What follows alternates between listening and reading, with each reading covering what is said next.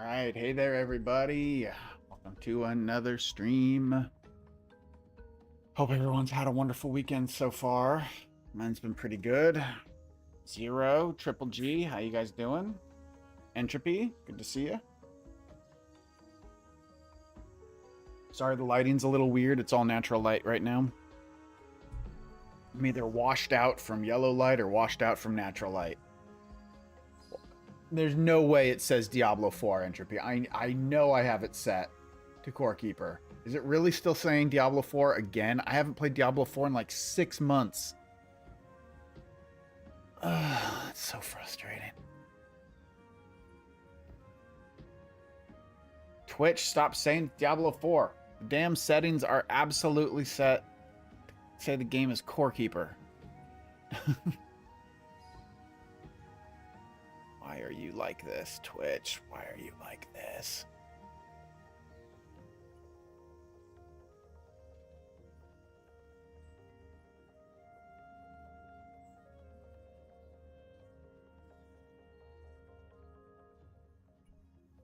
Nope. It's complete whatever this thing is doing. It's being annoying. I'm trying to see if there's a way, because I reset. I changed the way I changed the settings. The announcement message. I don't even know what that is.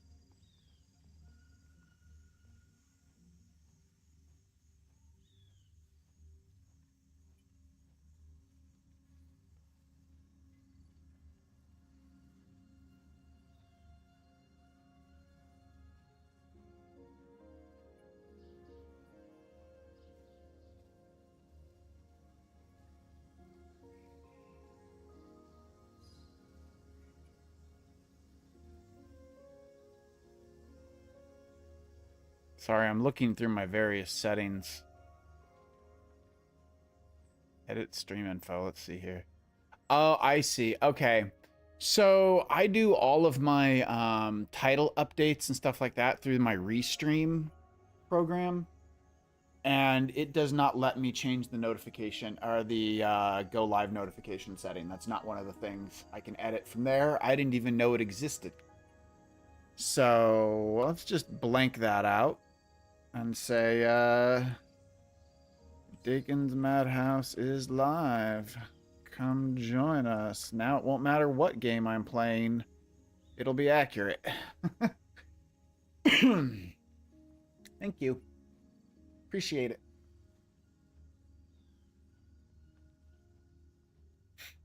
Yeah, it's also annoying because the same thing in the restream. Hold on, I got to turn some stuff back on. I got to turn the chat back on. There we go.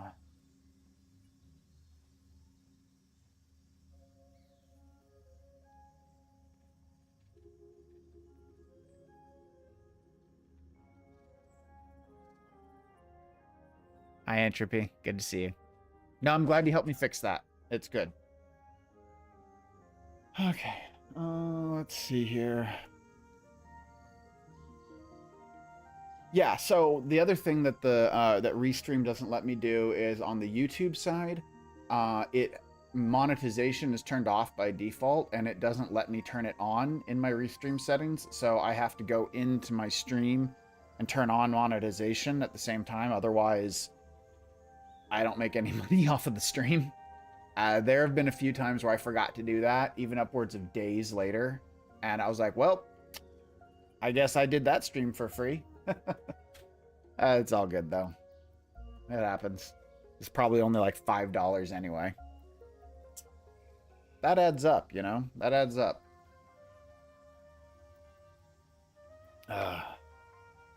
Okay. So I have a new favorite build, and I want to show it off. I want to kill Nimruza, because I was just killing Core Commander with it, and we'll kill Core Commander together again here in a minute. But I want to look at Nimruza first. So we're going to do that. Oh, I also want to look at Igneous. I want to see how fast I can take down Igneous with this. Yeah.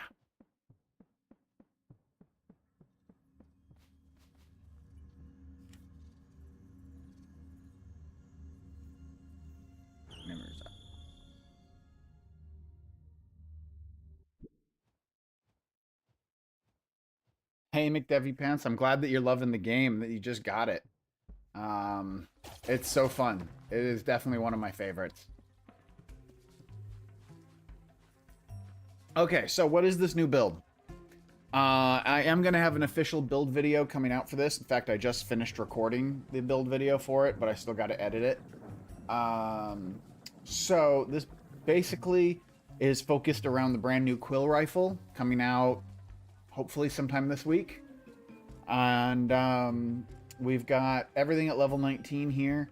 We've got an Atlantean Wormhelm. We've got a Gemstone Garment for that attack speed. We've got the God Sent King armor for extra Omeroth trigger. We've got more damage with the Mold Vein necklace. We've got some Triple Trouble with the Hydra Tooth, as well as some damage. Damage and attack speed. Lots of attack speed. And even more attack speed. With my pet being all attack speed. So this has us at 86.3% ranged attack speed. Now, is this the highest ranged attack speed you can get? No. You can definitely go higher by about 50 to 60%. Well, no, actually, by more than that, by a lot more. You can get it higher. You can get it significantly higher. With buffs, I think this ends up being around 117% attack speed. Okay. And if you don't want to Entropy, if you don't want to see the Nimruza fight, I can do a different fight. Or are you worried about spoilers when it comes to this Quill rifle? Because I can do something different. I don't want to make you, you know, worried about nothing. Anyway,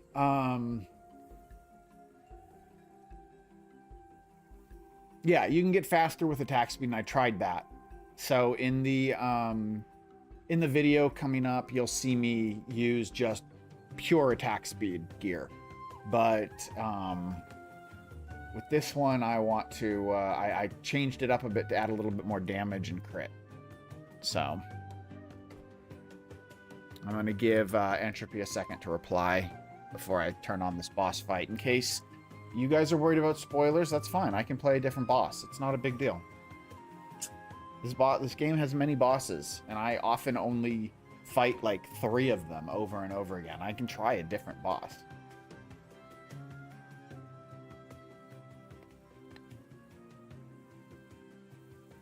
I think you'll see here. I mean, its speed is really what makes it. Really, it's all about the speed. All right, I think Entropy just dipped before I could say anything, so just gonna eat up all my buff food.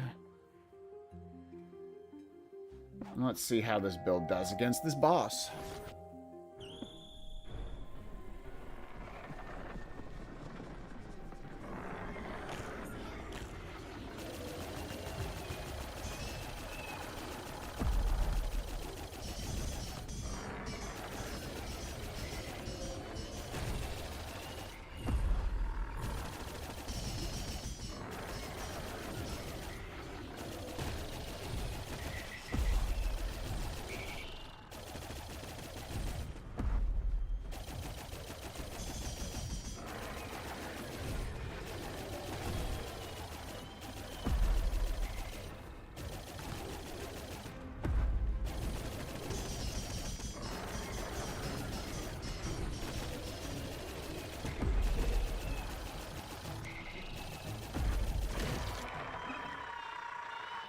Tore up. Completely tore up. Oh my god, this new weapon is so good. My god.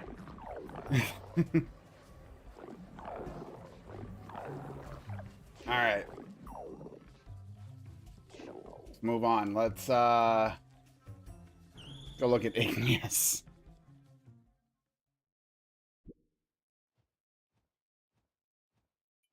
Hey, thanks, G. Felrath. I really appreciate it, man.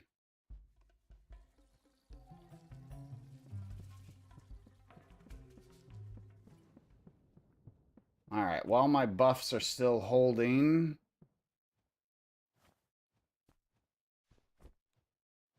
clean up this junk.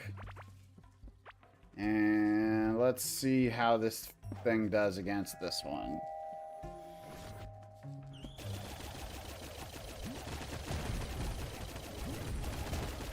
Look at all those crits. Whoa, I missed for a second there. Nah, you orbs aren't gonna get a chance. You're not gonna get a chance to heal him. Ah, this is great.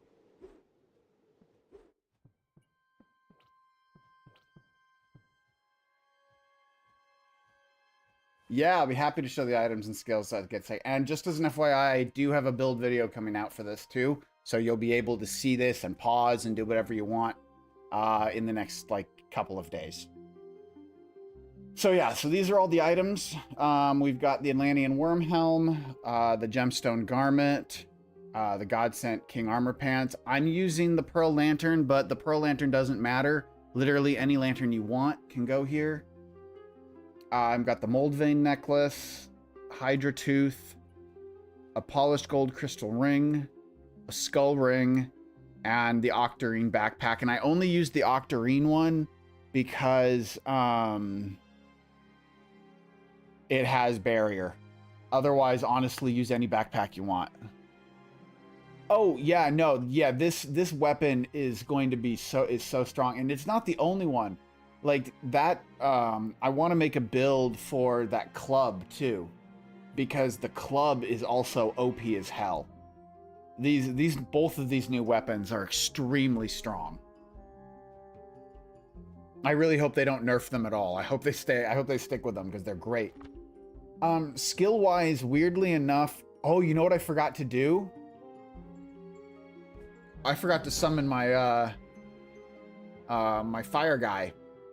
Because my minion, while the specific minion doesn't matter, over here in the summoning tree, you got power in numbers, which gives you a ranged attack speed boost per active minion.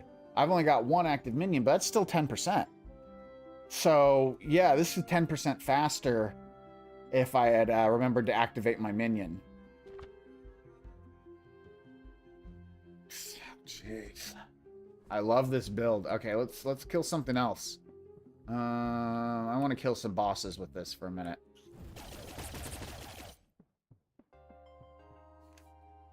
I'll go show you guys the core commander, because that was the first boss I killed, and when I first did a build that was just pure attack speed. It had I had 2 skull rings, I had a different necklace and different pants, and it was nuts.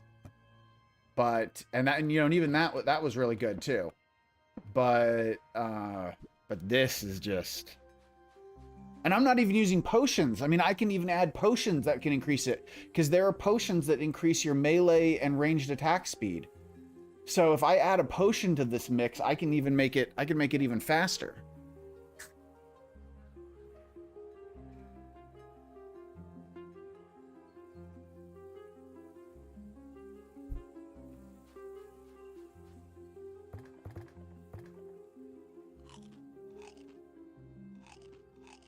All right, I'm going to eat up my buff food.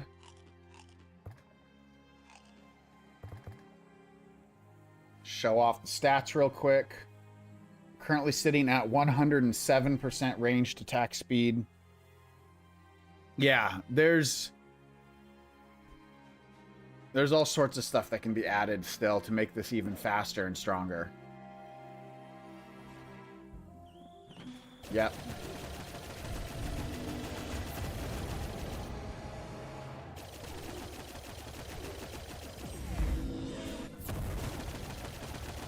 Hey, Roland, no, this update is not live yet. It is coming very soon, though. I don't have an exact date yet. They haven't told me.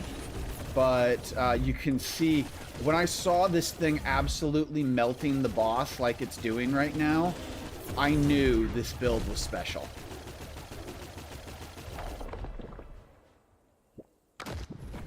Forgot my minion again.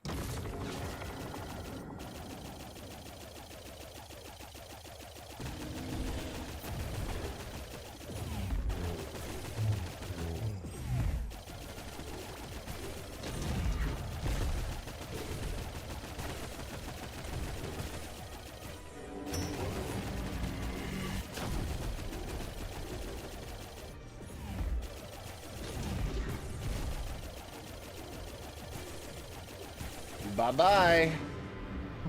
Honestly, I think that's the fastest I may have ever killed him. Just nuts. Just nuts. Is Pydra nearby? Let's see if Pydra's nearby. Nope.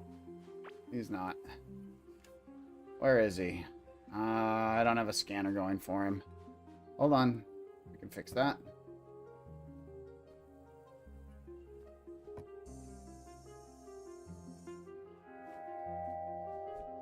Yeah, where are you? You are over there. Okay.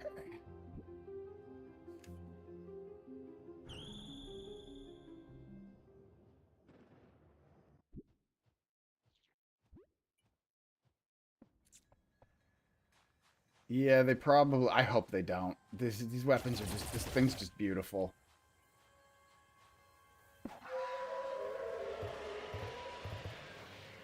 Alright, I'm not going to rebuff myself. I'm just going to stick with what I got. Yeah, my attack speed's still good.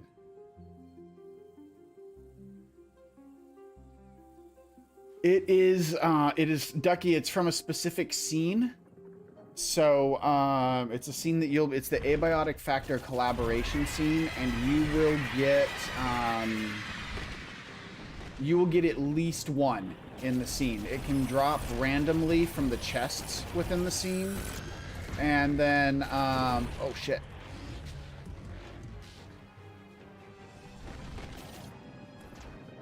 Sorry. It can drop randomly from the chests in the scene, but it also can, you'll get at least one spawning as part of the scene.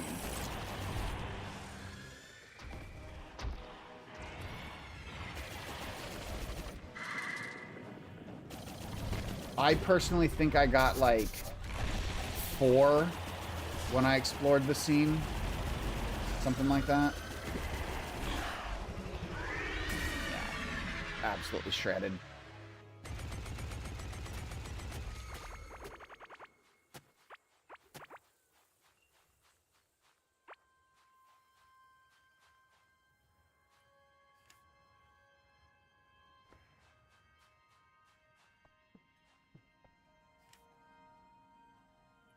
Okay. Wow. Such a good build.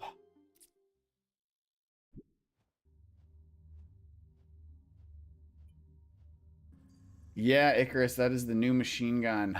It is the Quill Rifle.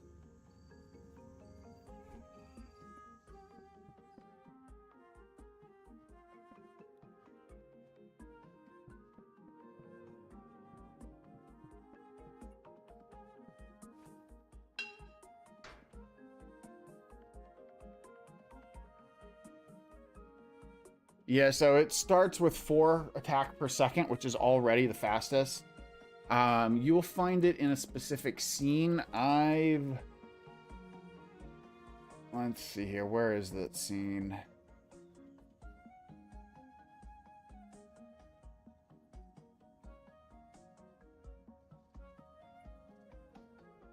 Here it is. So this is the scene on the map. Anyway, it's in it gets dropped into your Forgotten Ruins map. I've removed the teleporter from it. I have not tried it with just a... Wait, have I tried it with a crit build?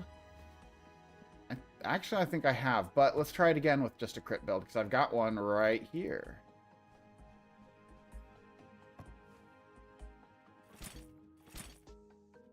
Just swap this out. It's already got Atlantean Wormhelm. Alright.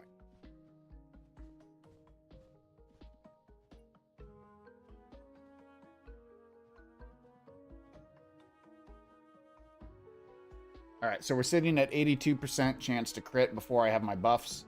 We'll probably get that up to 100%. Some of the buffs have fallen away here. But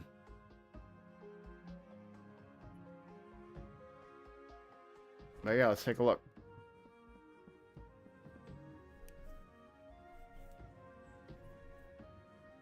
Yeah, this is the new one, Icarus, that hasn't been added to the game yet. It's coming with the next update.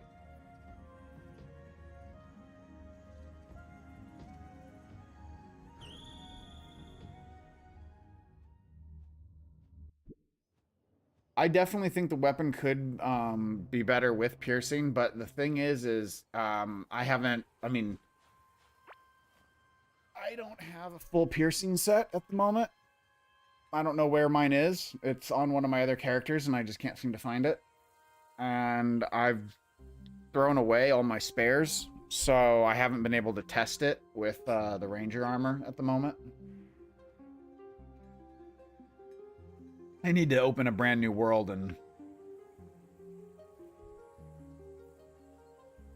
you know, spend an hour trying to find a Ranger set. Let's see here. I need to grab another Corps Commander.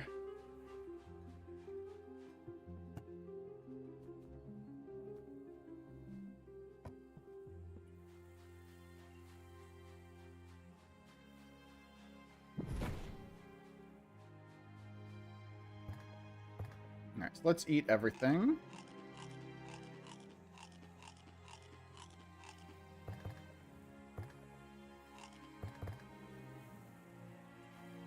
All right, so with this crit set, we've only got a 76.4% ranged attack speed boost.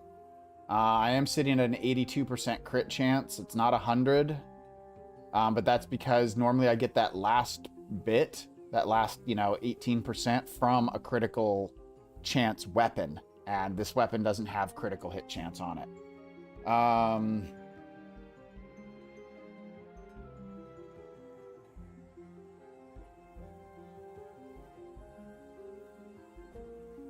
Yeah, I could farm Glurch. I just haven't.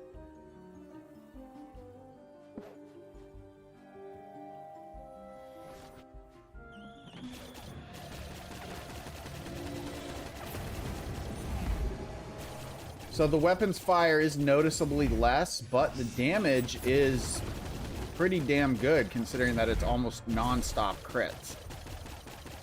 However, I'm not noticing any of those really big crits that I was getting before because I don't have a chance to triple trouble right now.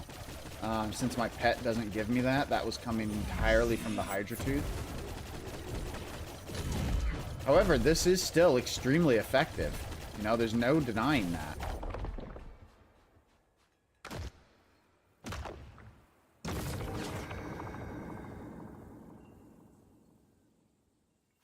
One of the reasons why I think that this new ranged weapon is going to be like the new meta ranged weapon, just because it is so strong and it can be used in so many different builds. Like, I have no doubt this thing's going to be amazing in a ranger build. No doubt. It's kicked ass in an attack speed build, and normally I don't like attack speed builds. I have always been one of those people that has said attack speed builds are fine if that's something you like, but it's not really my cup of tea. But, you know, now this build is definitely an attack speed build, and I adore it. This is with food buffs, Matt. And hard mode. This is food buffs and hard mode.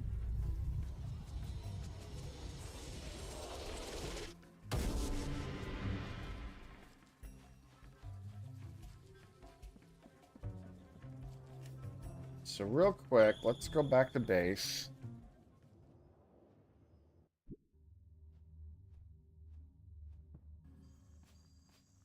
I'm going to switch back to the build.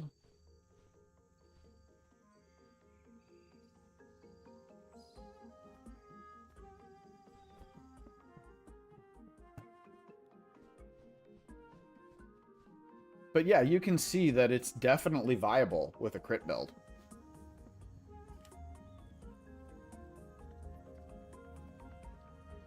And there's the other thing with this build, like, let's look at... All right, hold on.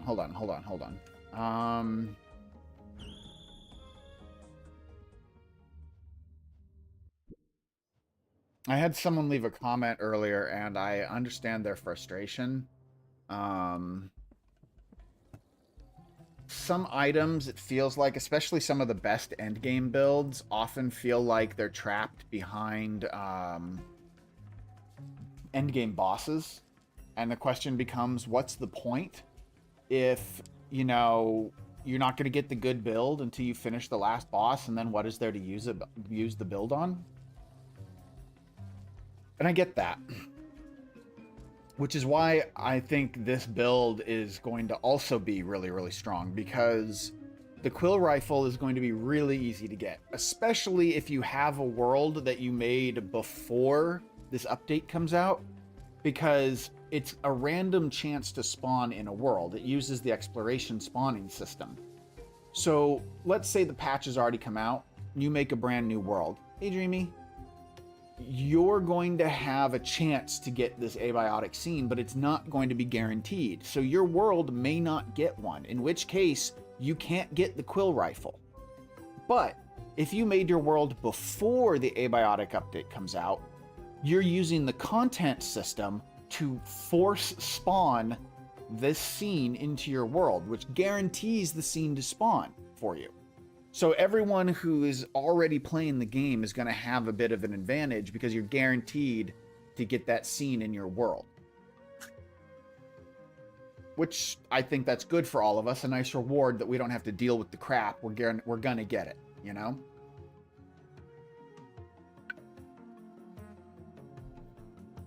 So then we've got the Atlantean Worm Helm, and that drops off of the Atlantean Worm, obviously. I think this is probably one of the hardest pieces to theoretically get, just because the Atlantean Worm Helm... I mean, the Atlantean Worm, I feel like, is about Omeroth difficulty, so you can do it around that. Maybe around the time you're doing Raw Car as well. Although, frankly, you could do Raw Car before you do Omeroth, because Raw Car is easier, in my opinion. But that's just me. The gemstone garment and the gemstone harem pants, which is a perfectly good item to use if you don't have the God Sent armor yet. You know, these gemstone items drop off of solarite locked chests. So you just have to mine in the Shimmering Frontier and you'll get these soon enough. You don't need to kill any bosses. The Pearl Lantern is craftable. The Mold Vein necklace drops in the Mold dungeons, so that's early game, relatively. I mean, it's mid game. The Skull Ring drops off of Malagaz, so there's an early game ring that you can easily get. And the Polished Gold Crystal Ring is craftable. The Octarine Bag is also craftable. So none of these I feel like are truly gate-kept items. The Hydra Tooth, yeah, that drops off of Druidra and can be a pain to get because of its drop rate. So maybe this one will suck a little bit to get. You might struggle at first. And then the God Sent King Pants, I mean, you just got to complete the quest and find the items for this. So it's not a boss locking the God Sent King stuff. It's just exploration and time for that one. But there's the alternatives. You could use the Polished Octarine necklace, which you can craft. So that's easy to get. Again, the harem pants, which aren't nearly as hard. And then you could just use 2 skull rings. So I feel like that's one thing that's going to make this set, or something similar to it, real popular. Just because of its sheer accessibility, you know?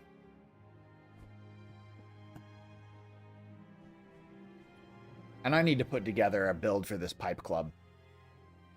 Yeah, players can use the ninja helm in place of the Atlantean helm. Exactly. Yeah, there are really good items that aren't boss locked that can work as alternatives, and you'll be just fine.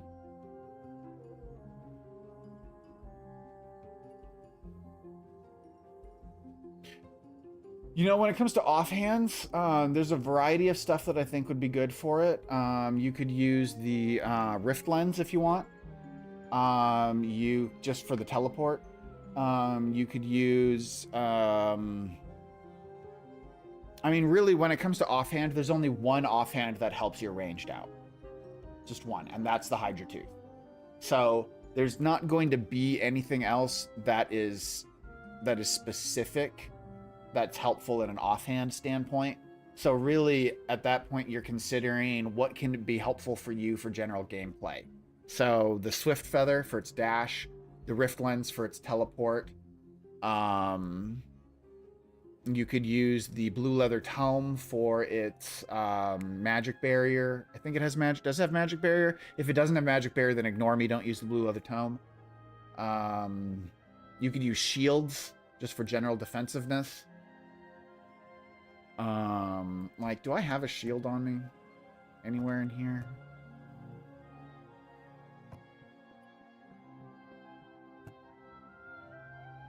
Yeah, here's a shield.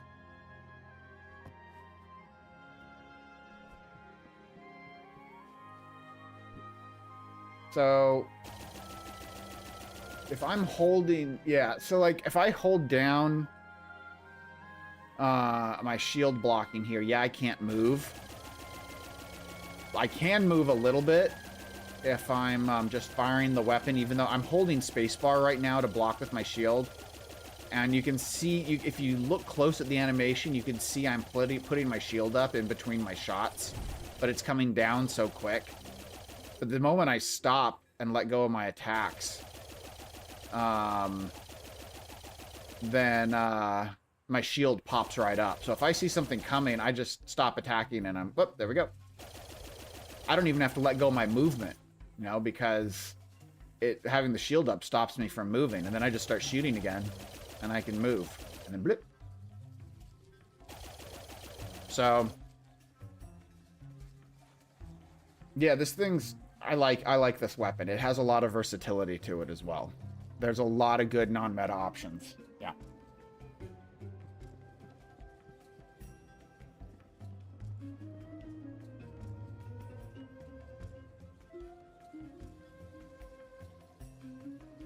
If I suddenly get up and like vanish for a minute, it's because my washing machine is a little off balance and every now and then it starts shaking funny and I gotta go fix it.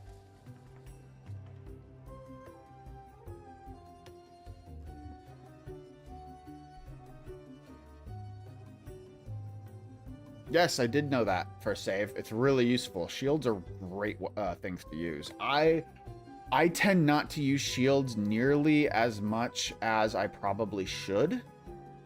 I tend to forget about them in my builds, largely due to the fact that shields didn't exist when I first started playing. They're kind of a newer add-on. Well, new for me. They were added in like 0.4. But still, I got used to not using shields. And then they added shields and added the parry in for shields and made them much more made them much stronger. And yeah.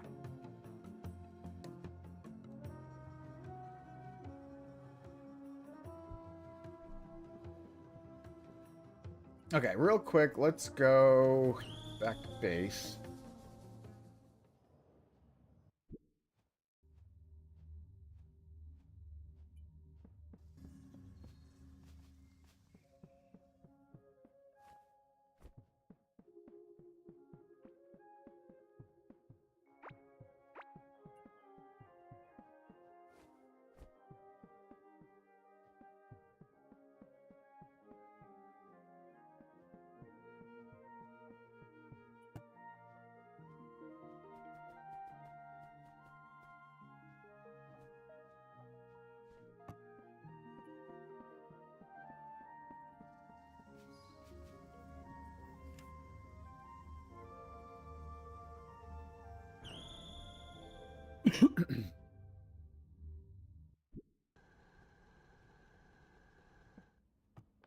Yeah.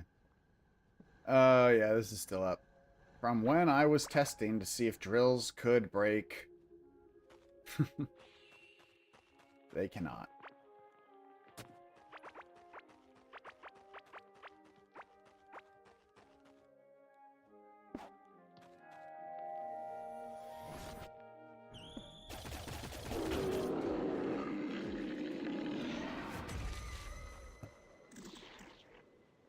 All right, Ranger Tunic. One down.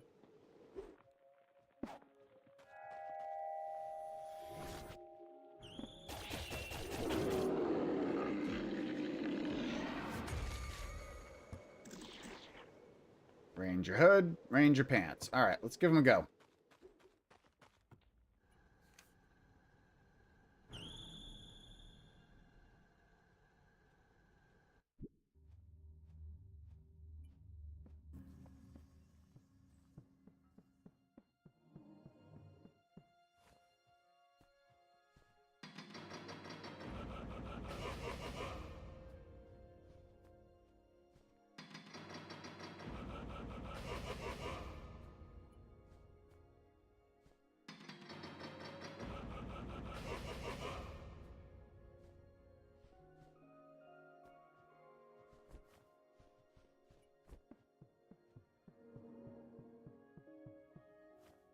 Yeah, it's that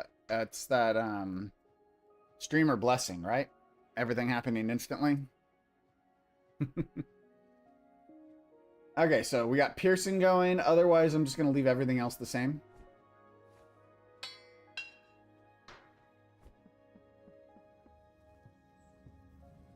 And let's go mess with the core commander.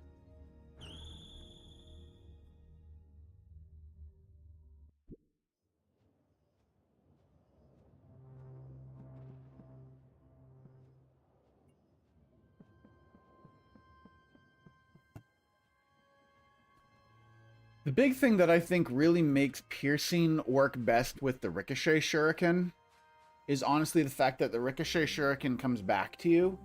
So like with these piercing weapons, yeah, I may be getting 2 shots each one.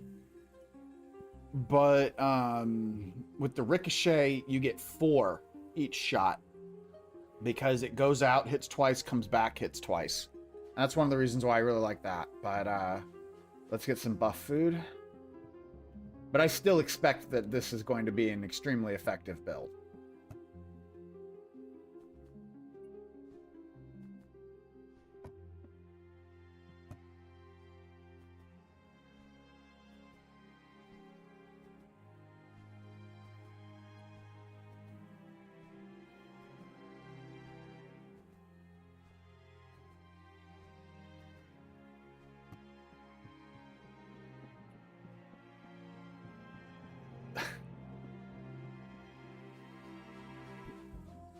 Hey, Skyzer, I understand that pain.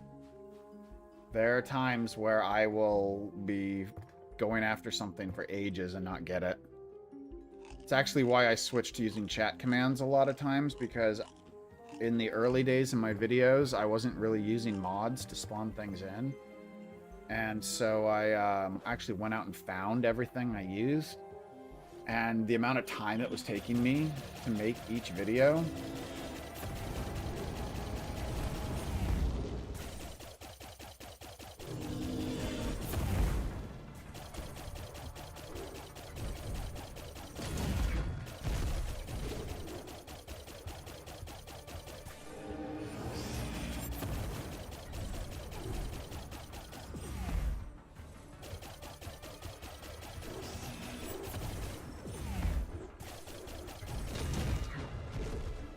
There is definitely that one advantage here. You notice that that third orb was already damaged, and I'm pretty sure that's entirely because of the piercing.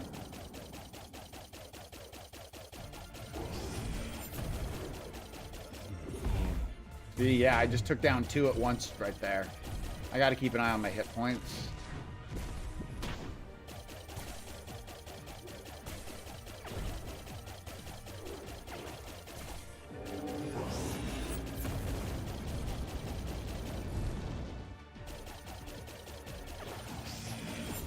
Yeah, so if you use it right, this piercing can absolutely be very effective. You just got to be good at manipulating all of these things to get them into just the right spot that you can take advantage of your piercing effect.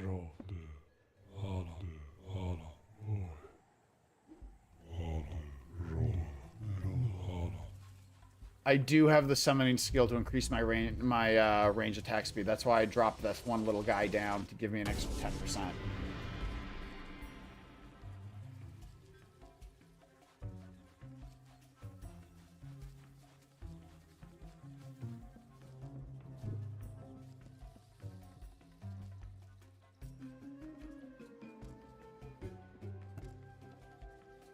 Yeah, what I use is gold bloat oat with gold pupaya, and that gets me the same as a double pupaya, but also provides me with a 20 health per second healing, which is one of the main reasons why I like it.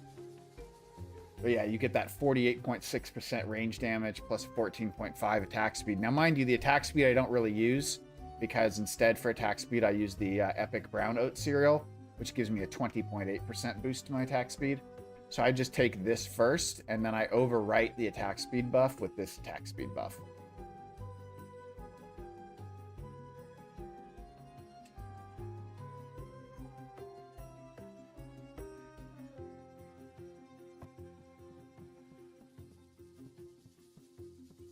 Viper, I actually have a video, a piercing video about it, because I don't remember all the details off the top of my head, what items are in there.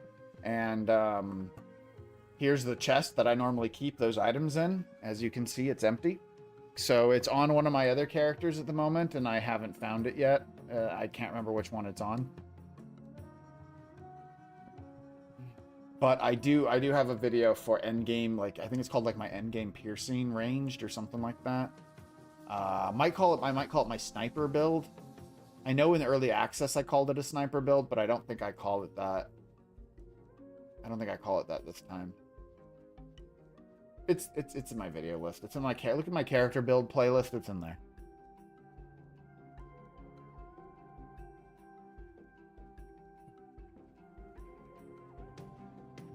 Yeah, it's still up to date. One of the things I do on I try to do on my videos is I mark all of my videos at the very end that say they'll say core keeper and then the version number. If the video is out of date, just look at the version number on my video, because I update them with the latest version if they're still valid. So I've got some that still say 1.0. Those aren't as up to date anymore because, you know, we had 1.1 and things changed. I also have some that are labeled EA, which is early access. Those are ones obviously that haven't been valid, or at least not fully valid, since early access was going. But yeah, but if it still says 1.1 on it, it's still a good build. Still works.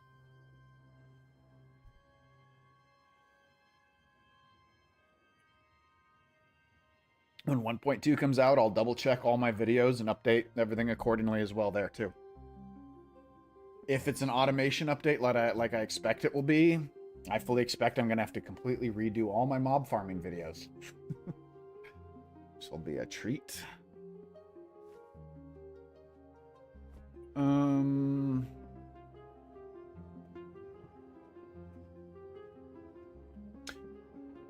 Okay. I want to rebuild this facility here. I don't like it. It's cramped. It's full. I want to do other things with it. So, I want to remake this. So we're going to put it in a different location so I don't have to tear this down until the very end. We're just going to build something new. But I want to keep it near the boss. So I was thinking, I'm not going to... There's a maze just to the north of us. I was thinking of just coming down to the south here and making this area down here, maybe. Or maybe going up here. Yeah, let's go up here, because I like exiting down and out. So we're going to turn this area up in the upper left into a new base. I'm going to redo all of this stuff.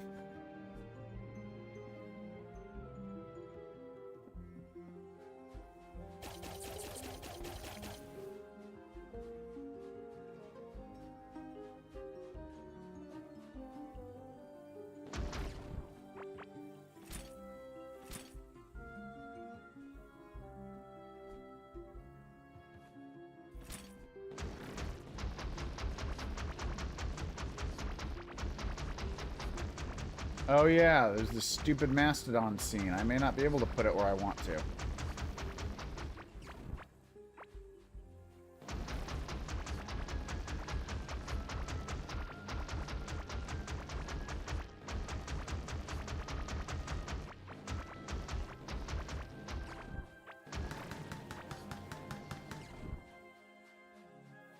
See you, Maple. Thanks for coming, man. Appreciate you.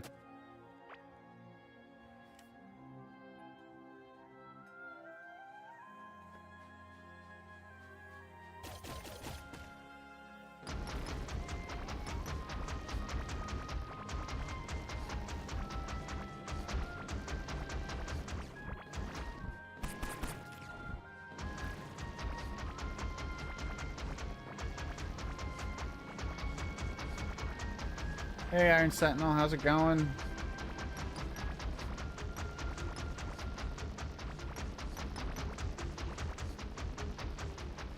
Yeah, I've been running around killing the bosses with my new ranged build. It's been pretty fun.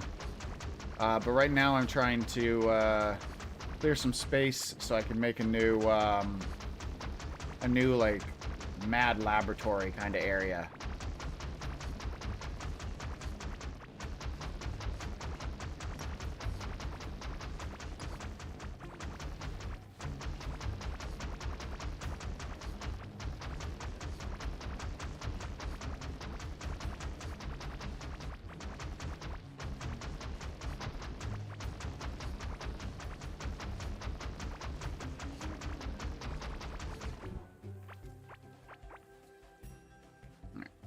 This will be a start anyway.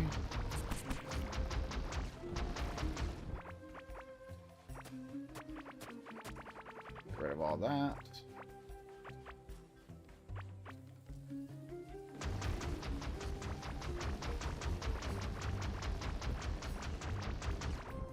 I'll be right back.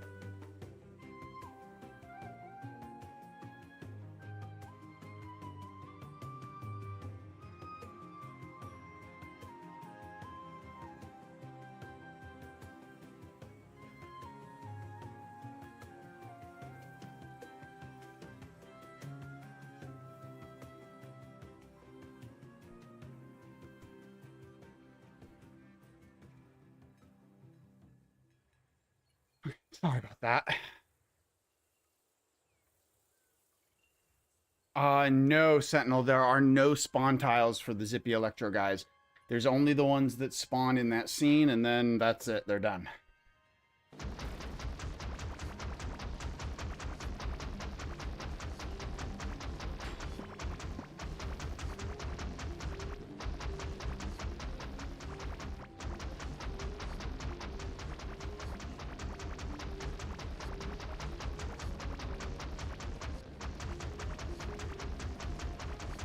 They do have figurines, yep, and at least you can also... Sorry, my washing machine's off balance with the bedding that we have in there washing at the moment, and I cannot get it to balance out. Really frustrating.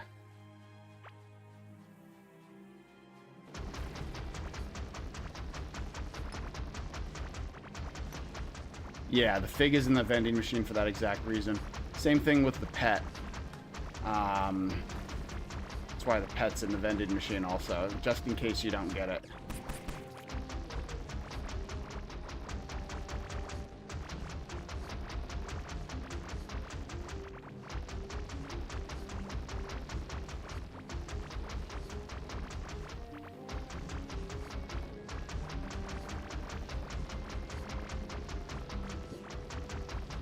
I really should be using a sledgehammer for this, but whatever.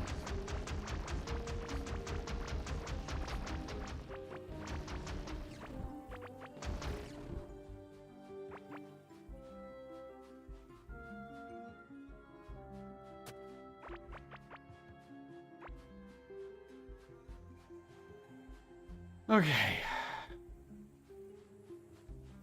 Now let's rip out the ground.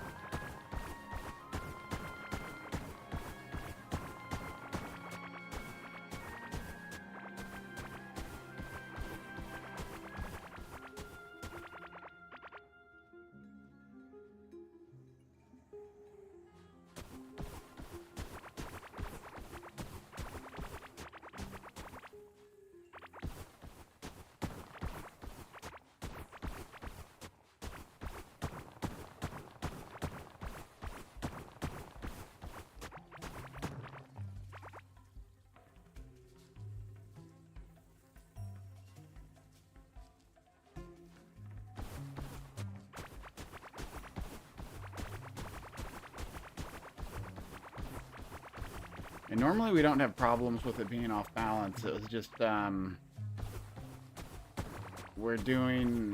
washing like the comforter for the bed at the moment with other bed sheets, and so what ends up happening is the comforter ends up on one side and the other bed sheets end up on the other, and the comforter is significantly thicker and heavier, so it just creates this imbalance. And then I'll move them all back so that they're even, and then it just tumbles itself back that way.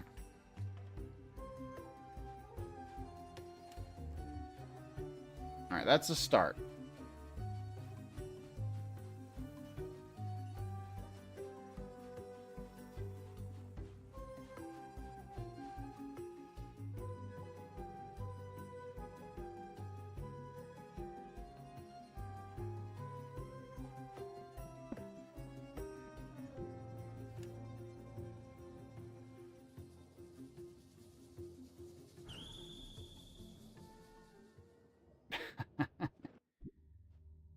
Balance patch comes for the washing machine next week, unfortunately.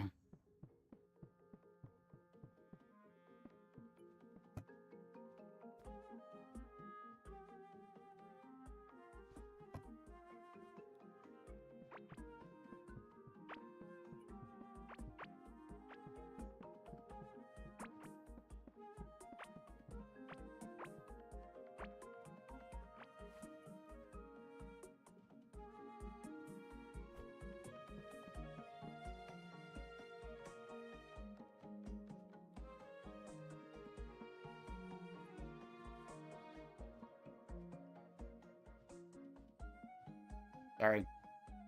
Back scratcher. Oh, one of the things that definitely sucks about getting older is even though I still feel flexible, and for the most part I still am flexible, it is so much easier for my muscles to go into a cramp. Like, if I really have to hit the middle of my back to scratch it, I still can. I can reach it. It's just I'm very likely to, like, cramp up a chest muscle or something if I do. And that's very annoying.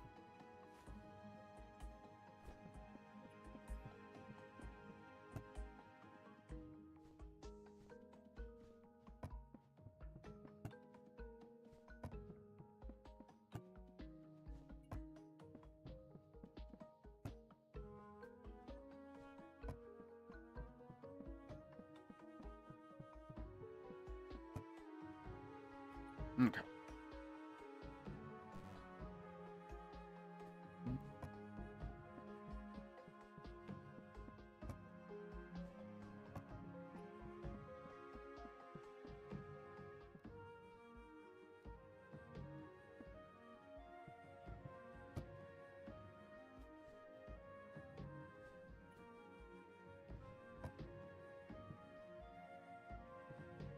Hmm.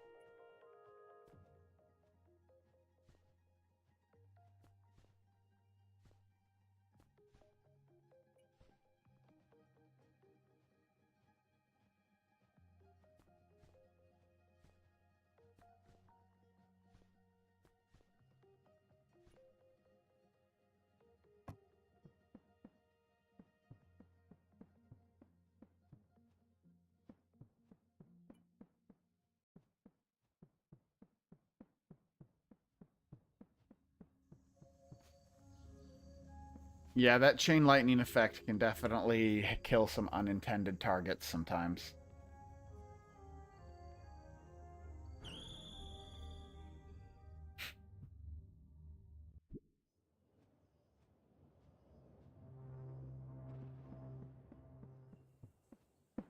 Hey, Worker Joe. Dead Cells? I'm not familiar. Is that a game? I'm assuming that's a game.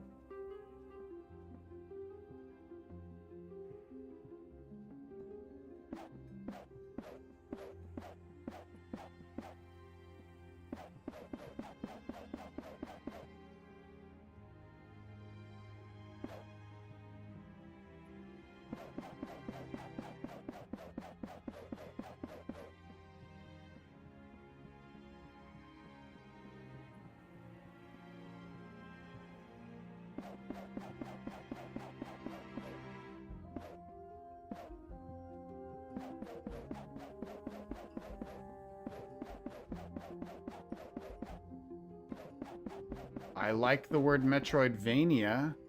Don't like the word roguelite.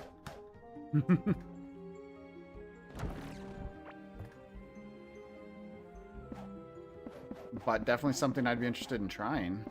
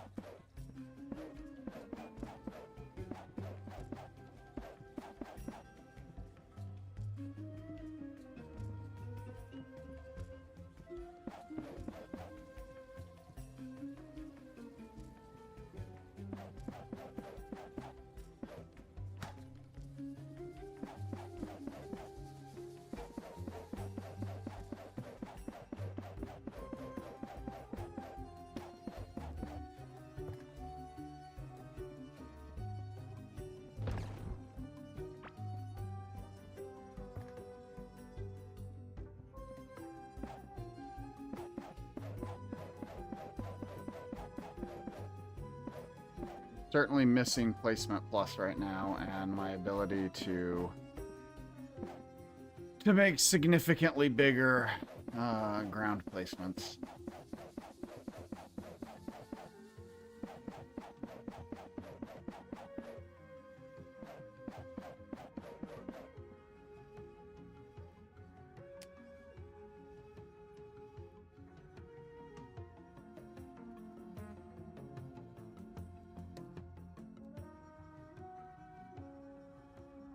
There's still a few ways, Matt, that you can raise your explosives pretty quickly. I mean, the Hive Mother one's not the ideal way to do it. It's just the way that always seems to work. One thing you can do is use Igneous and off-screen shoot him. You have to make sure that you have no explosive gear on and you're using the hand mortar, and that you're doing it at a slow but steady pace, because he'll eventually summon orbs, and the orbs will just keep healing him. So you can do it with Igneous if you want.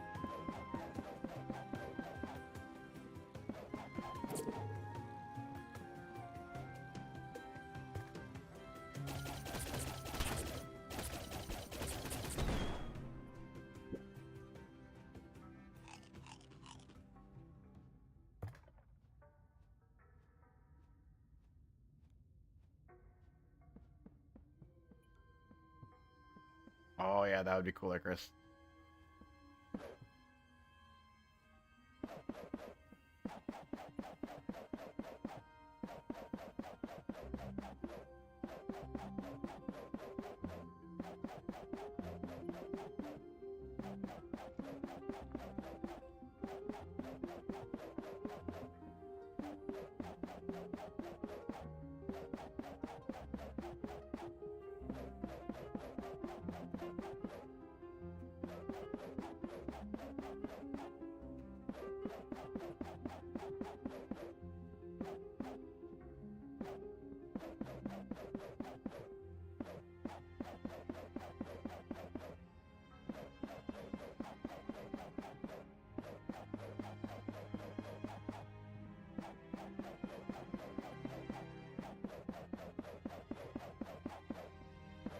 The devs had said that they'd like to make, if they haven't already, have they made it possible to fish from a boat yet?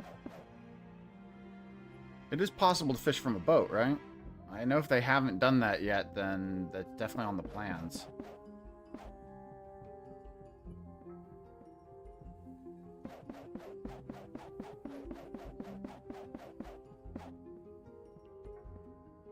Alright, I'm going to make this bigger, so I'm not going to close that in right there just yet.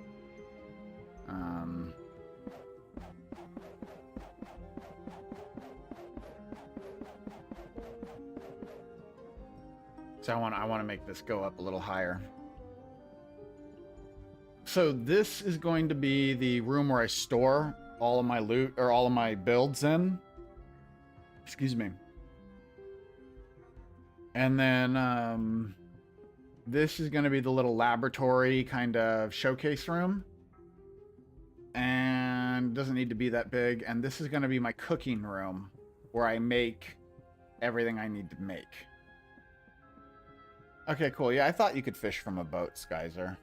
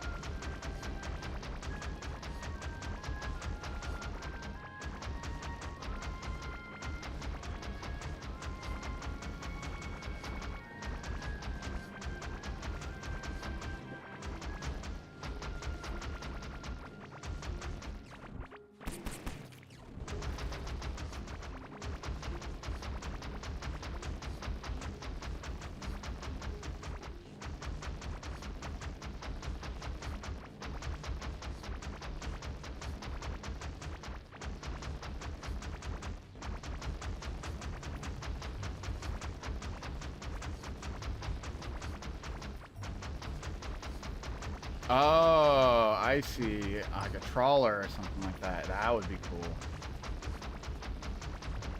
I do like the mod that just has fishing traps. I think that's pretty cool and something that the devs could look into, but a fishing trawler would also be kind of cool.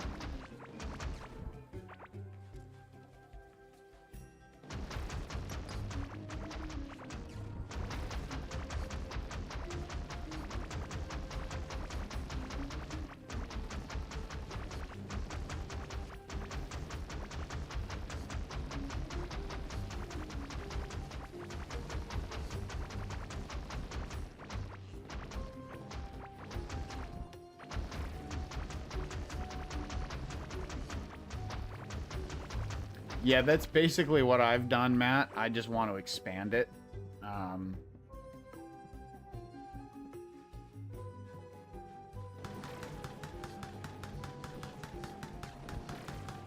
Damn, I can't reach those two wooden, or those two desert walls. It'd be nice to get rid of those.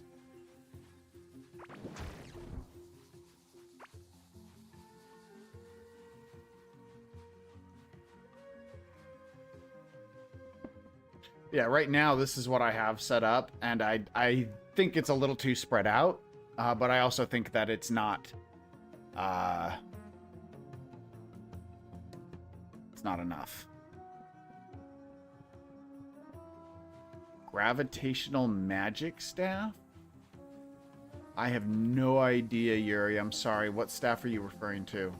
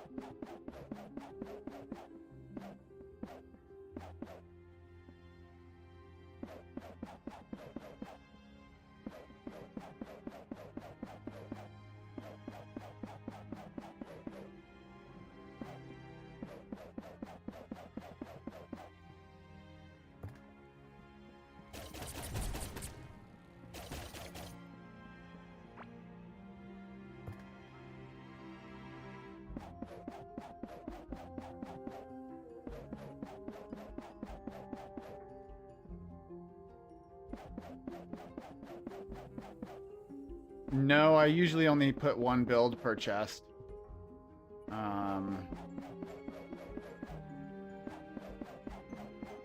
I'll probably switch to single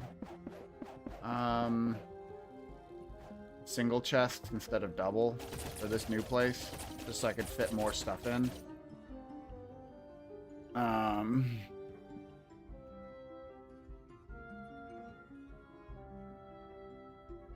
Yeah. Since I keep my food separate from all my endgame food stuff.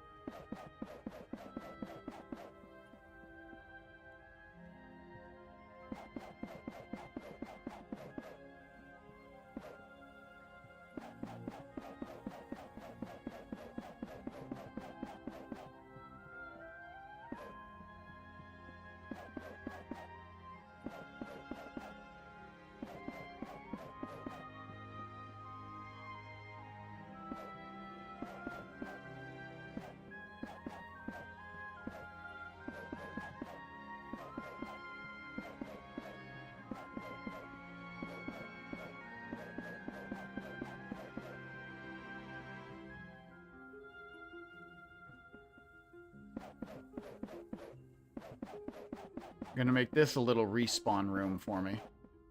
Nothing major, nothing fancy.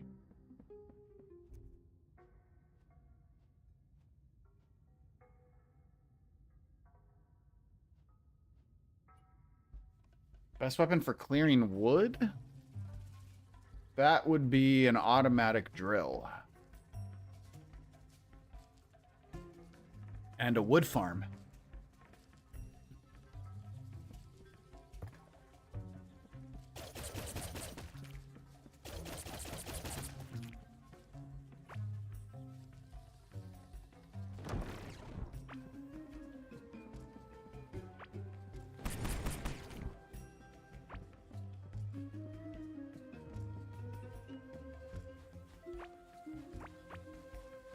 Alright, now we gotta make sure... For getting it out of your way, I mean, your fists are probably the best tool. A sledgehammer is pretty good too, because sledgehammers will hit multiple targets.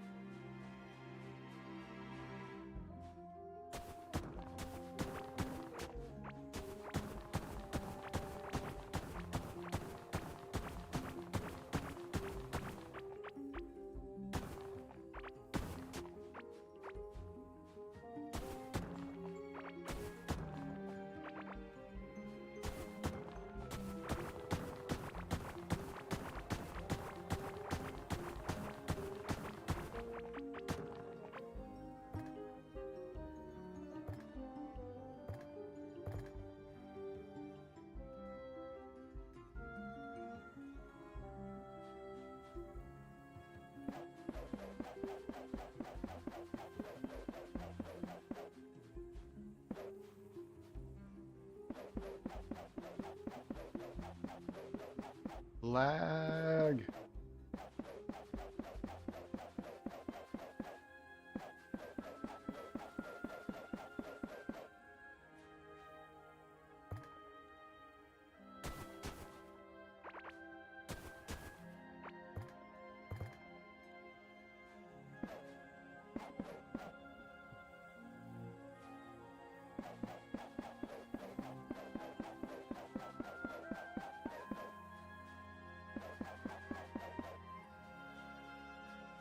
All right, we'll deal with this guy. Okay.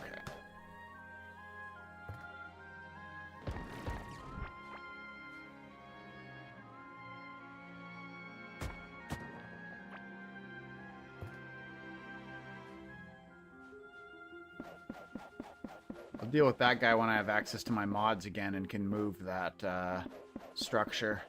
Because right now I don't have access to place or to chat commands, so I can't really do anything about that mammoth.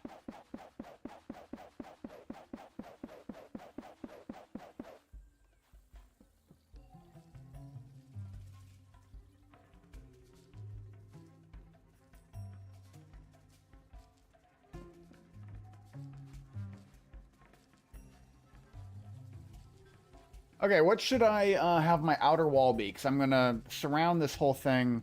I'm going to use shimmering water just because of the light source that it is. And then, so I'm going to fill this gap with shimmering water. But I want to put a wall around this outer perimeter here to keep out, you know, the annoying little scarabs that are constantly everywhere. So, what wall should I use? I'm leaning toward, like, alien tech. Or Gleamwood. Maze Wall? You think I should use... I mean, I could definitely use Maze Wall.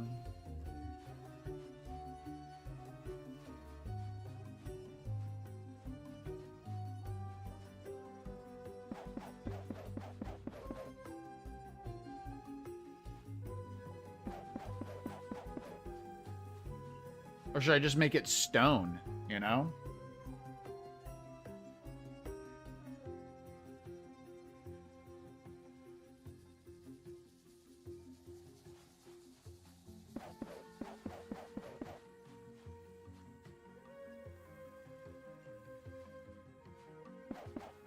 Theoretically, I could just paint it.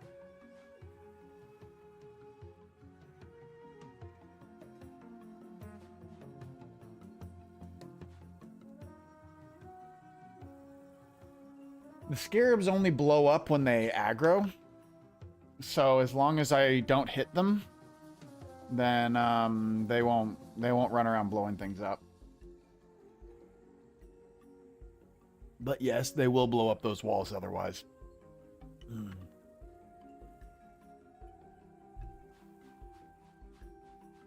These blue ones? This is Gleamwood. Yeah.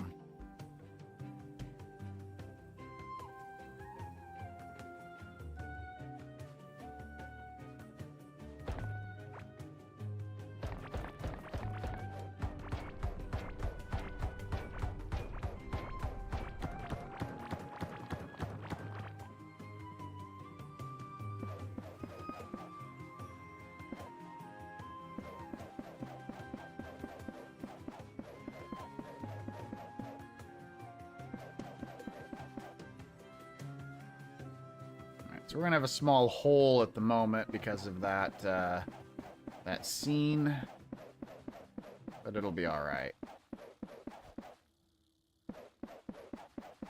See, since I haven't hit that scarab, all he does is charge me. He's not gonna blow up until I actually strike him. Then he runs the risk of exploding.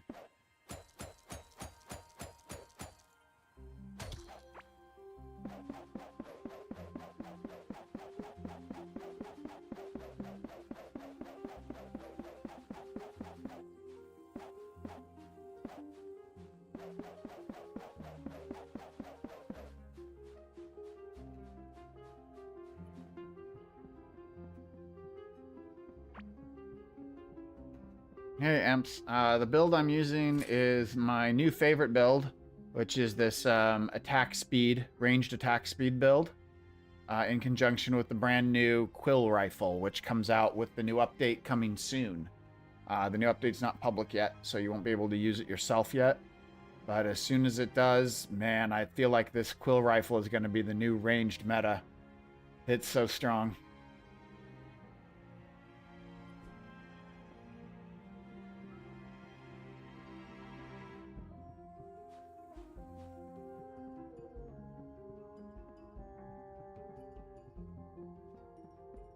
I don't know the release date yet. They have not told me. So here's my guess. They don't lift the embargo on us and let us talk about it until unless the release date is close. And they lifted the embargo on us on Thursday, I believe it was. So that's why I've been showing it off. That's why I've been talking about it. That's why I've got that video out about it. So I know it's soon. Normally they tell us the date and I put it in the video, but this time they didn't tell us the exact date. Normally, again, they usually lift the embargo 24 hours before, but they don't. Pugstorm doesn't drop patches on the weekends, not normally. That's usually not their cup of tea. They like to take their weekends off, which I don't blame them for. So usually Pugstorm drops patches on Tuesdays, because like Monday is the day they get back into the office, they get organized, they figure out what they're doing, make sure everything's ready to go, and then and Tuesday they drop the release, and then that gives them Wednesday through Friday to deal with any emergencies in case something pops up that they didn't expect. That's usually what they do. But also, so normally I would say, since they've released it for us, I'd say maybe it's coming out this Tuesday.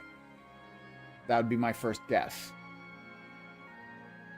But this Tuesday is April 1st, which is the notorious don't believe anything that comes out on the internet day. And I don't know, if I was a gaming company, I wouldn't release an update on April 1st. Not a serious one. You know, if I'm releasing a joke update or something like that, or patch notes for something that doesn't exist, like World of Warcraft used to do that. I don't know if they still do. But yeah, I don't anticipate it coming out on this Tuesday either, just because it'll be April 1st. So if I had to guess, I'd say maybe Wednesday, maybe Monday. You know, who knows? Maybe it'll come out on the 31st. Maybe it'll come out on Monday. But probably sometime this week. But honestly, I don't know. Your guess is as good as mine. That's just based on what I know about them. That's the best guess I can give you.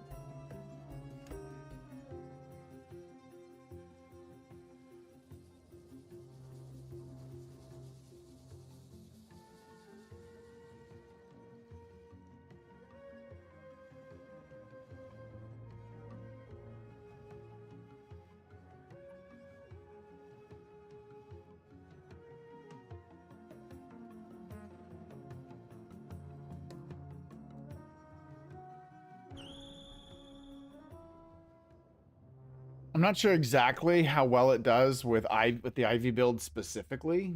We can always take a look. I used a critical hit chance build that I wear earlier on. I think it was before you got here, Sentinel. And in that one, it was very effective with the crit build. That was like the Atlantean Wormhelm, crit rings, ninja armor, that sort of thing.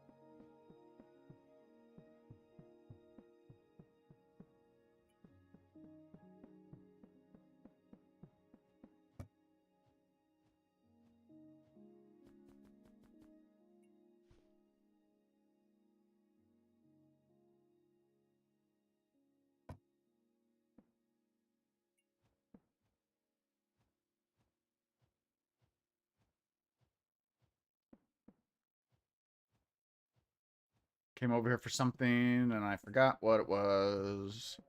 Oh, wait. Dressers. Pedestal.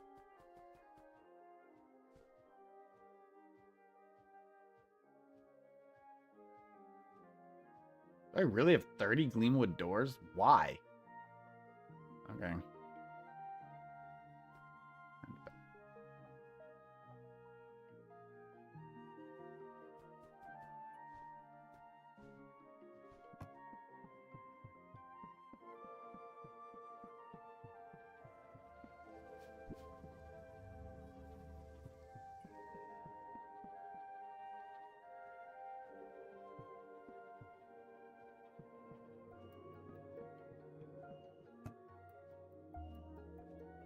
Okay, I need some paintbrushes.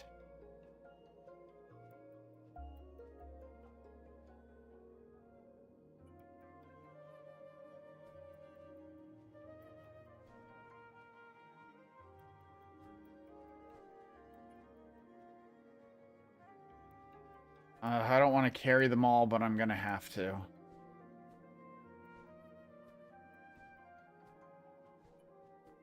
I miss placement plus. I miss placement plus.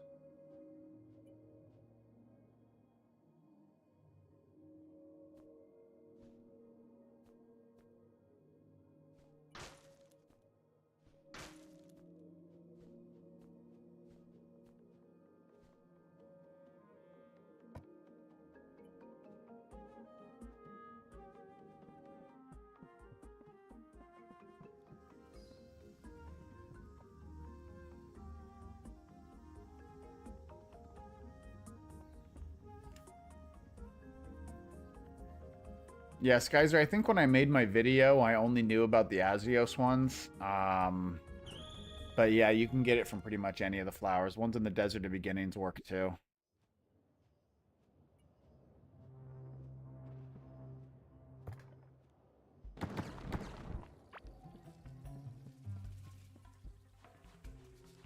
I meant to get some wooden doors, but I forgot. I forgot. Oh well. So I want to put a wooden door here, and I want to put a wooden door here. I want to put wooden doors in general.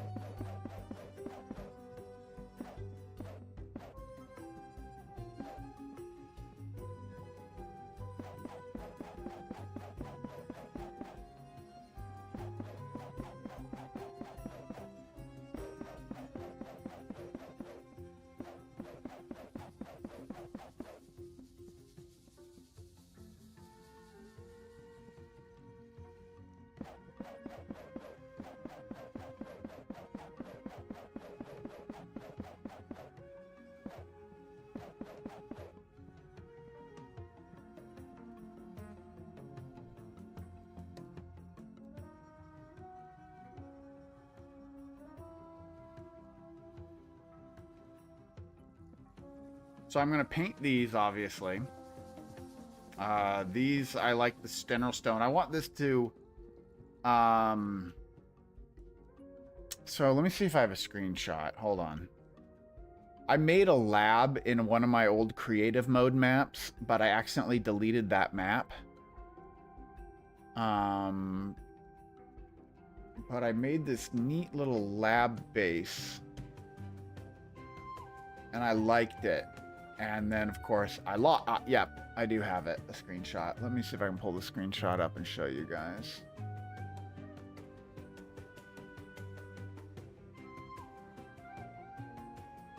Here it is. Let me make this a little bit bigger. I made this in creative mode, but I liked this general design for the lab, and I want to kind of recreate something similar to this. I made this when the Paws and Claws update came out,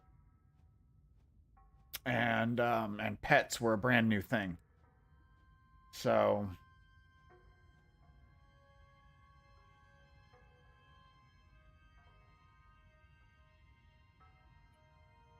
yeah, that's my goal, is to kind of recreate this as best as I can in standard. I could switch this over to creative mode for a little bit too, my map, if I want to.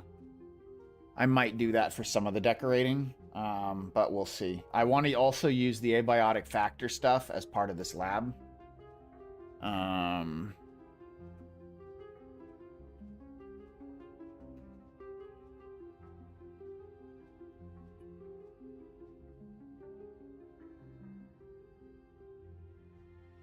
Sorry, I noticed that I'm having a interesting glitch that I need to make a note of to check on after this. My keyframe interval is low. Gotta set that to 2. It's currently at 1.5. Okay. Fix that later. I'm not going to command enter any of the decorations right now, Sentinel, because I don't have any working mods at the moment, so I can't use my commands. Otherwise, I would be doing that right now.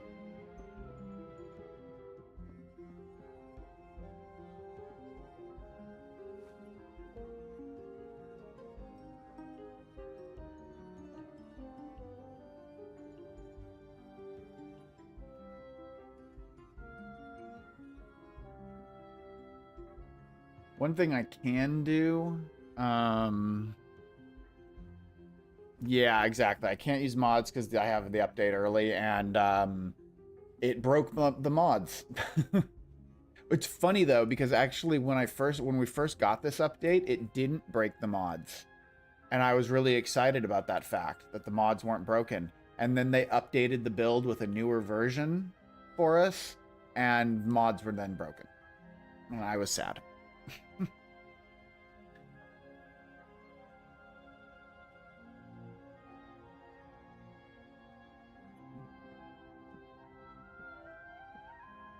Exactly, Skyzer. I'm on a higher version of the game than the mods, and even then, some mods will still work. Like, oftentimes, a lot of mods, like the auto doors mod, usually works even throughout all the various updates. It just throws an error because it's like, oh, because the mods.io website thinks that it's on version 1.0 when it works in version 1.1. It's just the mod author never updated the page to say works on 1.1. Sometimes that happens. Most of the time they break. Yeah, I'm not using Placement Plus, so you definitely know something's wrong when I'm not using Placement Plus.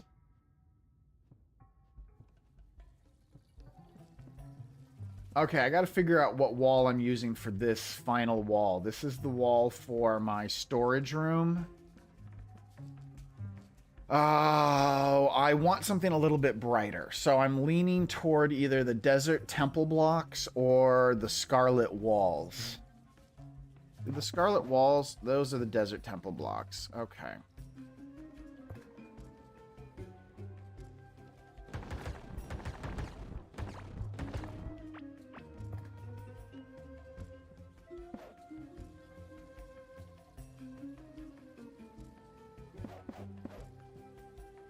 Icarus, I use the built-in mod function that the game has on the start menu.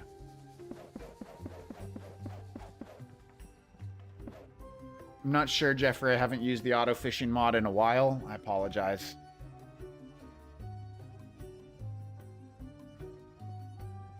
Yeah. Although I'm sure the mod author is going to be upset because the mod is broken. The auto doors mod is broken. It's not working even in the new 1.1. So he's going to have to do something to fix it. And he's not going to like that.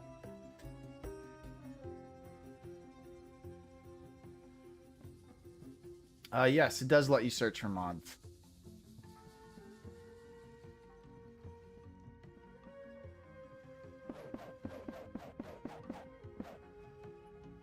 I don't know if I like the red. I don't think it goes with everything else. Hey, Leonardo, no, the update is not coming out today. I don't know when the update is coming out, unfortunately. They have not told us.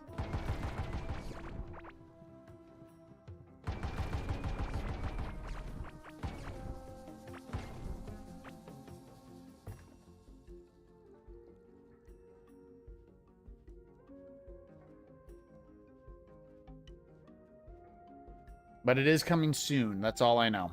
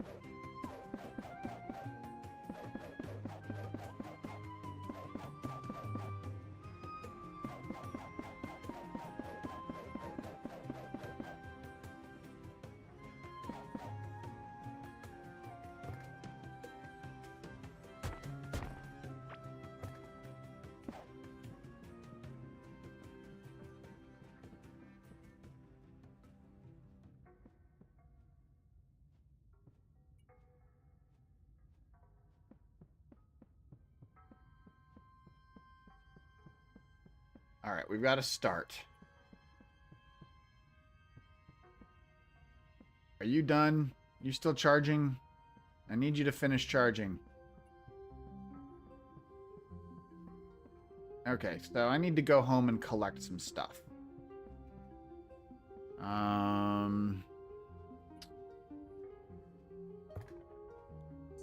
Let's go back to base. Let's put some stuff away. Let's grab some new things. All right, do not let me forget. I need a bucket of shimmering water.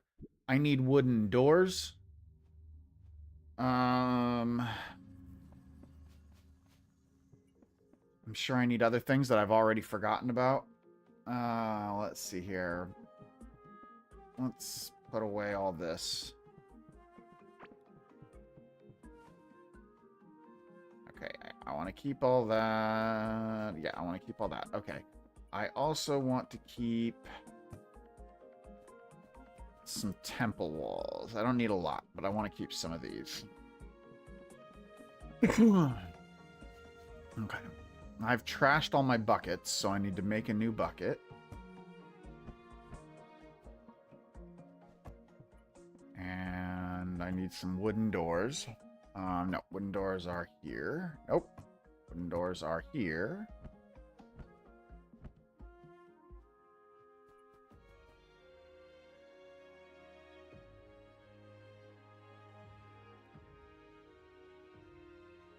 Yeah, I think I only need 5.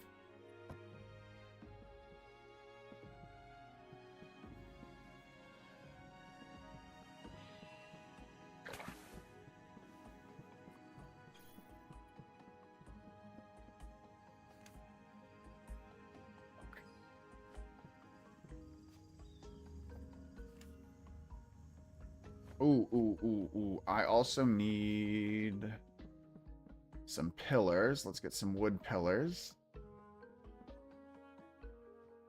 Where am I going to find wooden pillars? Oh. Nope. Nope. Maybe. No. Where the frick are my wood pillars? In here? Yes. Here we go.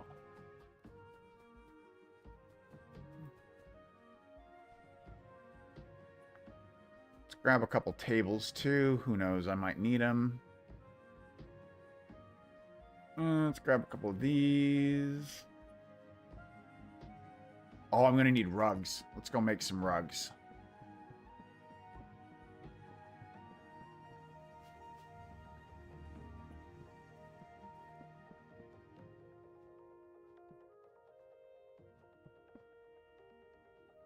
So, Leonardo, this game's very much a sandbox. And I don't think killing all the bosses is the point of the game. I think that's just part of the game. I think the point of the game is terraforming the world, experiencing the various lore, exploring everything, and just digging into all the little nits and gritties of it. Getting into the automation systems, getting into the various building stuff and designing things like that. I don't. I think that killing the bosses is just like 10% of this game, 20% of this game. Um, to me, the rest of it is all the exploring and the building and the farming and all that other stuff. So I like all the patches. I like the new content that's been coming out. I wish that there was more. I always want more. So sometimes I wish the patches were a bit bigger and that they contained more stuff in them. But I did an interview with Frederick and Julian, two of the leads at Core Keeper, back when 1.0 first came out. And one of the things that they said in that interview was that they don't believe in overscoping as a company. They aren't going to be like, okay, because all these other games, because like for example, you'd be like, you can sit there and go, okay, Terraria has 150 swords, therefore we need to have 150 swords. That's not how that's not how they work. They don't try to um be like, okay, can we add this and add this and add this and add this and add this? They sit there and go like, okay, what's the smaller amount, so that we don't overtax ourselves and actually deliver on what we say we're going to deliver on. So they're more likely to produce small updates than they are massive ones that are like 75 new items, 2 new biomes, 100 new decorations. You're never going to see that in Core Keeper. Probably over the next 2 or 3 years, we'll end up with 100 new decorations and 30 of every new thing under the sun, but it's going to be slowly and incrementally brought out to us in pieces.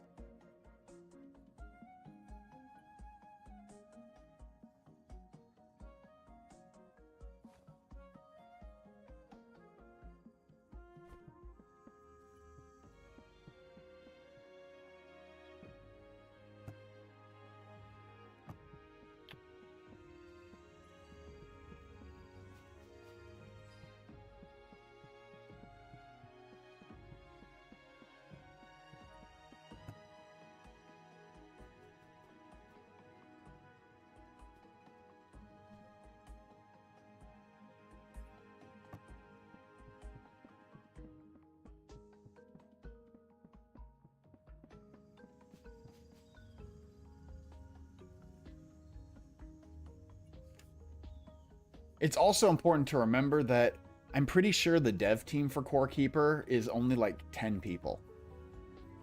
It's a lot easier for a AAA company to be able to churn out 3 or 4 huge updates in a year with like a dozen small updates as well than it is for these guys. They're going to give us 2 huge updates this year. At least that's the plan. 2 big updates for them, and one of them was the 1.1 update. So that's the scale of what we should consider huge in their mind. The 1 point update was a big update to the devs, and if it's not a big update to you, you might want to reevaluate what you would consider a big update for this game, because that's their baseline.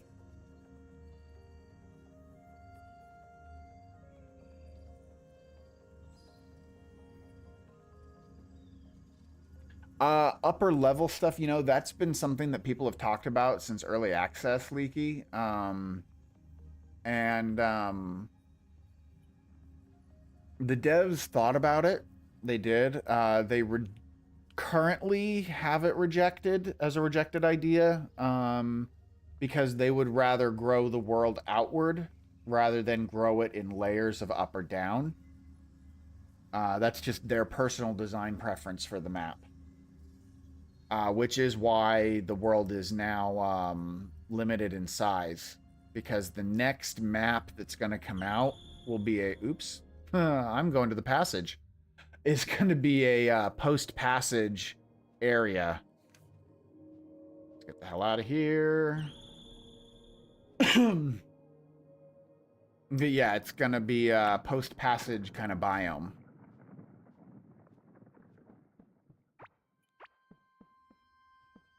All right. I screwed up. Well, I didn't screw up. I just didn't think. Hold on, I like these. Oh, you know what? I need to get some. I need to get a roofing gadget. Let's go back to base. Let's pick up a roofing gadget.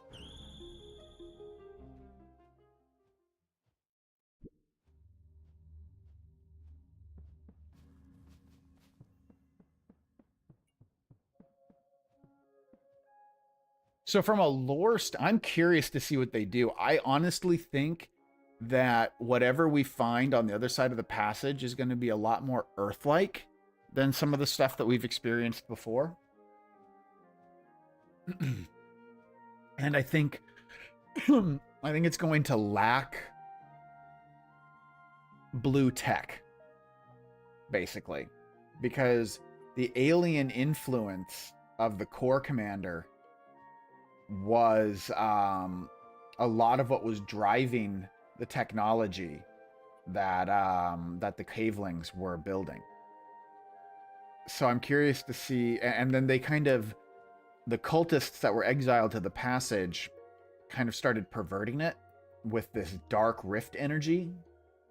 That's why we have the Pandorium armor. That's why we have the Stormbringer. It's actually a perversion of the existing tech. Because see, it says augmented by a mysterious energy.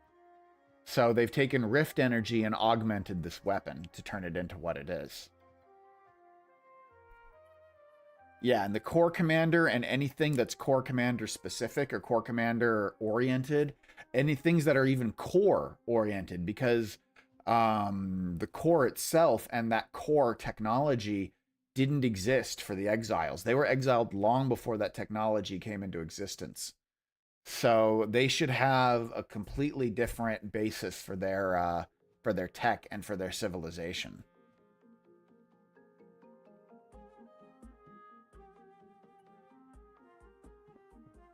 And the Urslime itself is actually like an organism from Earth that evolved to fight back against what the core commander and the aliens were doing.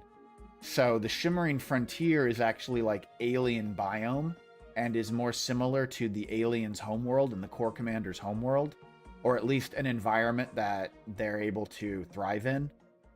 And the Shimmering Frontier is trying to push both outward and inward, but Urslime is preventing it from pushing outward. It's just all the creatures and stuff that it generates is what's gobbling up and destroying and re-terraforming things and changing it.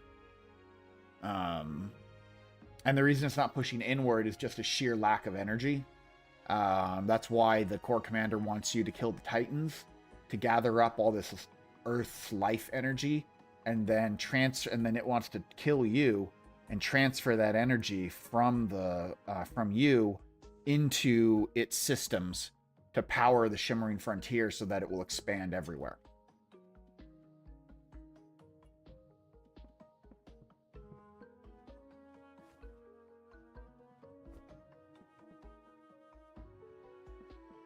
I came over here for something and I don't remember what it was. Oh well.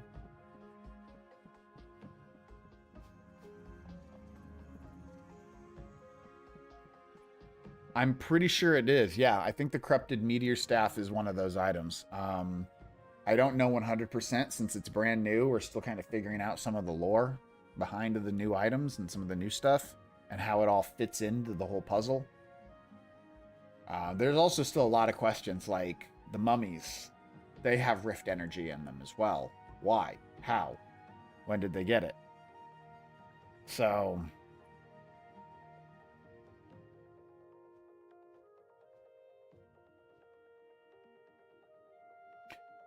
hey, Leaky, no, they were not once royal cavelings. The Desert Society, back then worshipped the Titans as gods.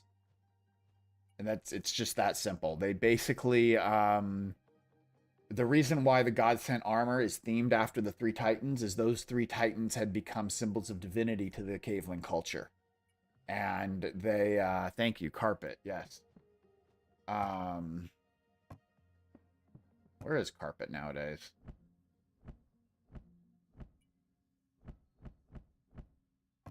Is it on the loom? Did they move the carpet? Where's my loom? There it is. Yeah, here it is.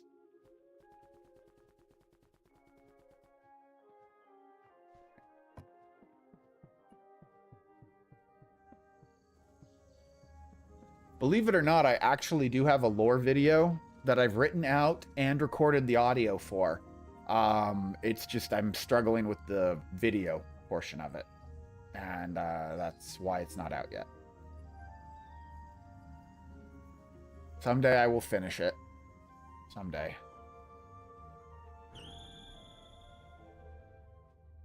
I've been working on it for like 6 months now.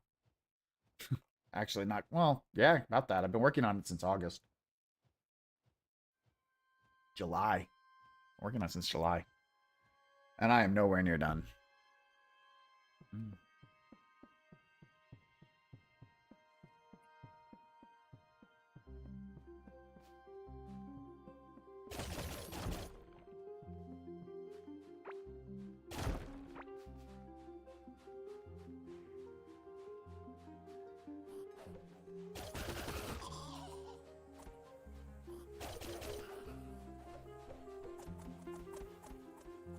I got the ancient fort at my base by cheating. I used mods to spawn it in at my base.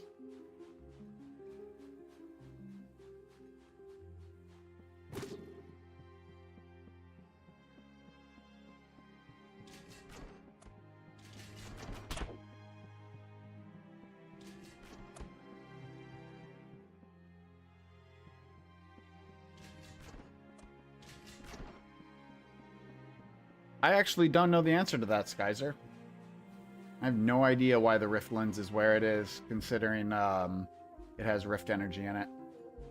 My guess would be that it is something. It is a relic that was left over from the Desert Empire. That's the best guess I have, but I honestly don't know for sure.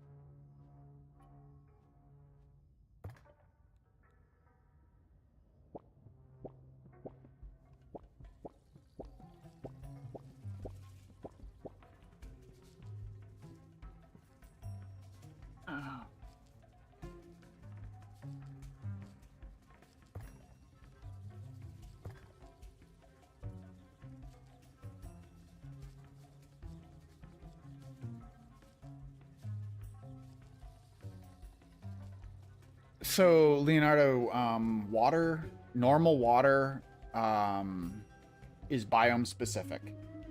So if you want Azios water, you have to be in Azios's wilderness. If you want Forgotten Ruins water, you have to be in the Forgotten Ruins. Because it's the same type of water. It's just, it gets its fish based on the biome that it's in. So there are a bunch of waters you can move back to your base, you know, Shimmering Frontier water, ocean water, acid, lava, that sort of thing. But regular, ordinary, starting level water, whether it's desert, Azios's wilderness, dirt, Forgotten Ruins, all of those have to be in their biome. So the best thing to do is to make yourself a little scene, put a portal or a waypoint in there, seal it off so that no enemies can get in, and just teleport in and out.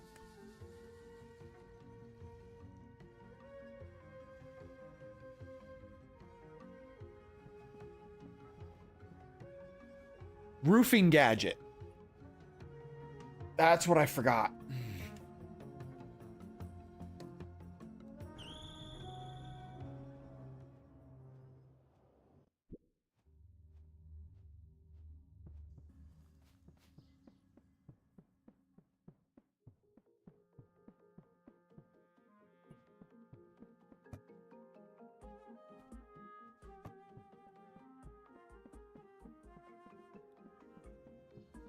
I agree, Matt. I would also prefer it if just surrounding the area with the biome tiles would do the trick. That would also be my preference. It's a shame that it doesn't.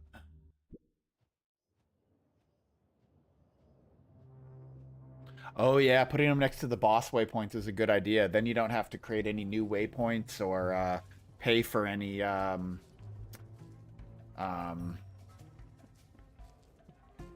yeah, pay for anything you don't want to pay for.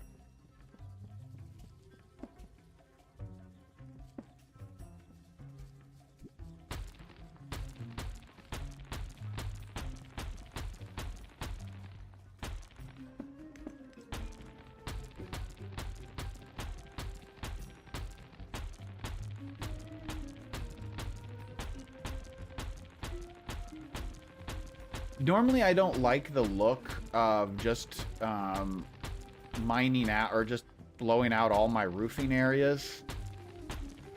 But to be honest, when I'm trying to make a video, I'd rather that everyone can see me really well than have good lighting, you know, or, you know, have good ambiotic lighting.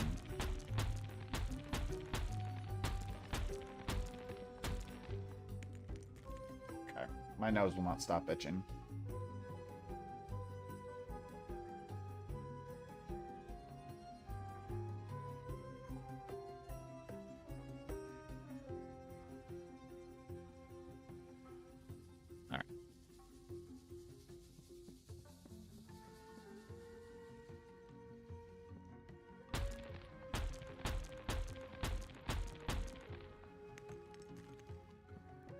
Hey, I did that too, Sentinel.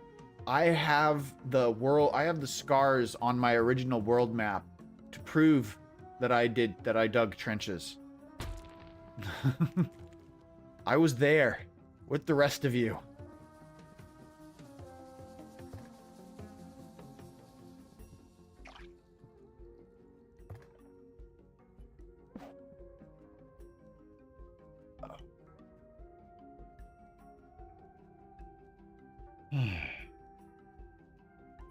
If I could choose a biome to add, oh gosh.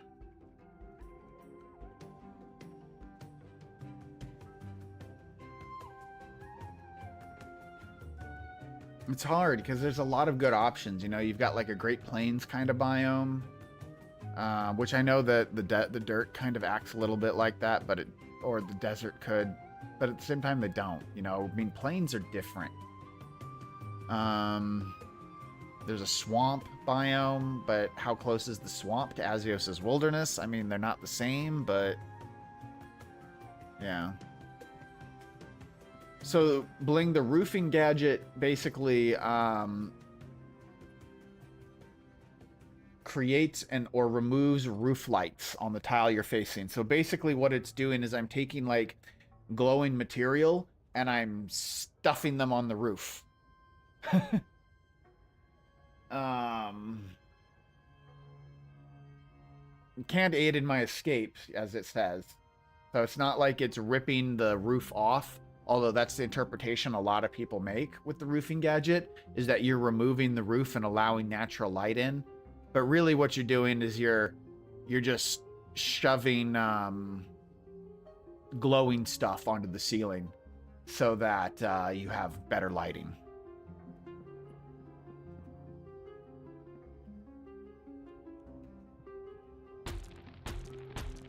Now I might do some more ambient lighting here in the main room, but for now I'm just going to go ahead and light everything up.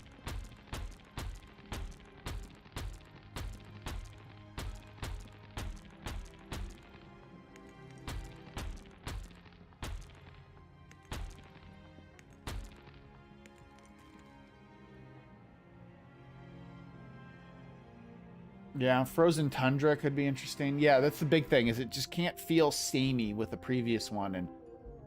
And technically, we don't have a snowy biome yet, but we do have snow blocks already. You can kind of artificially create a snow biome by using the, you know, the winter items and the mold items together. So...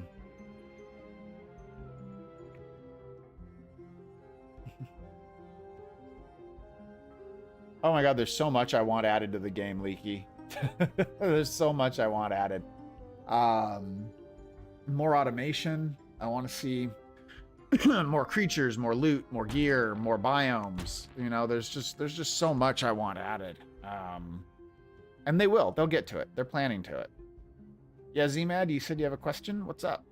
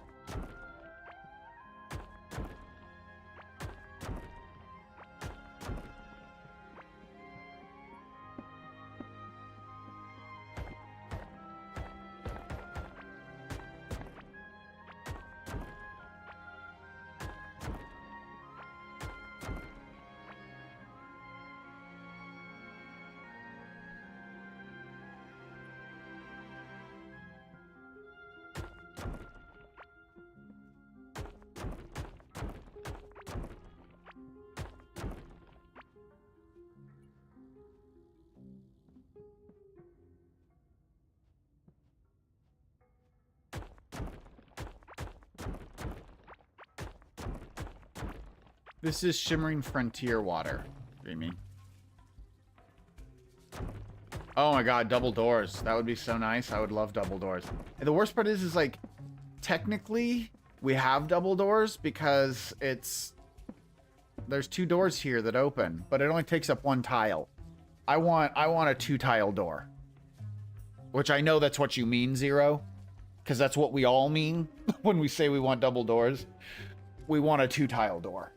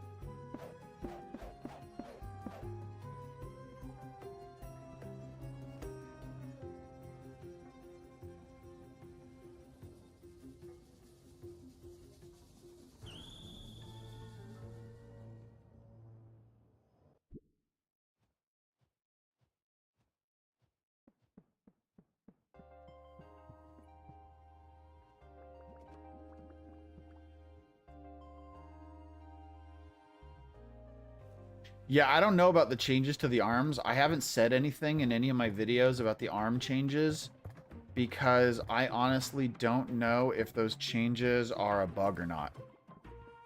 Um, they aren't in the patch notes, and I have not been able to get a straight answer about it one way or the other from the devs. So I don't know what's going on there.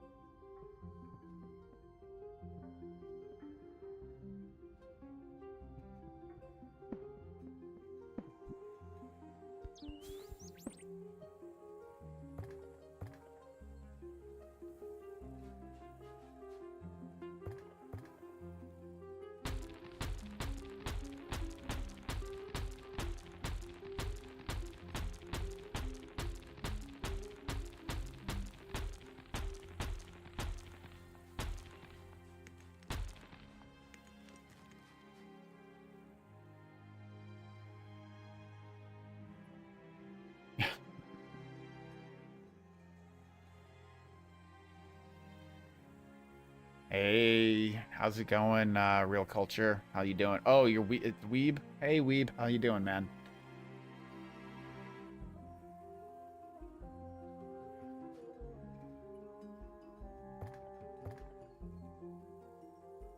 All right, what door am I using for this thing?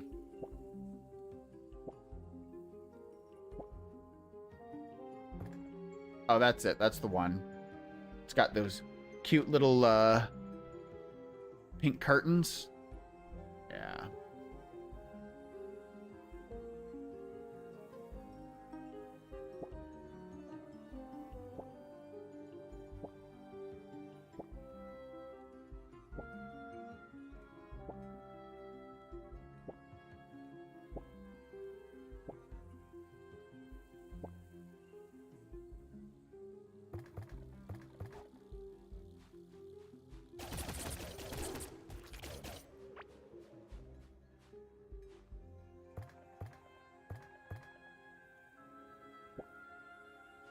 Won't lie, kind of leaning toward the purple one. I mean, it blends in a bit, which I don't like. I'm doing good, man. I'm doing good.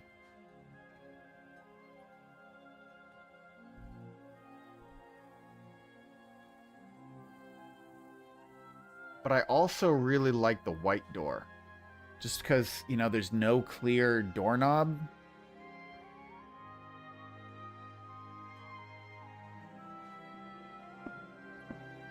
Kind of looks very futuristic. Like, ooh. Yeah, I do kind of like that.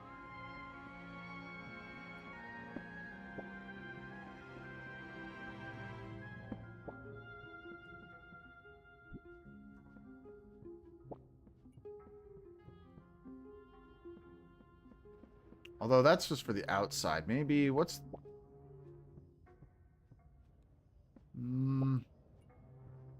Nah.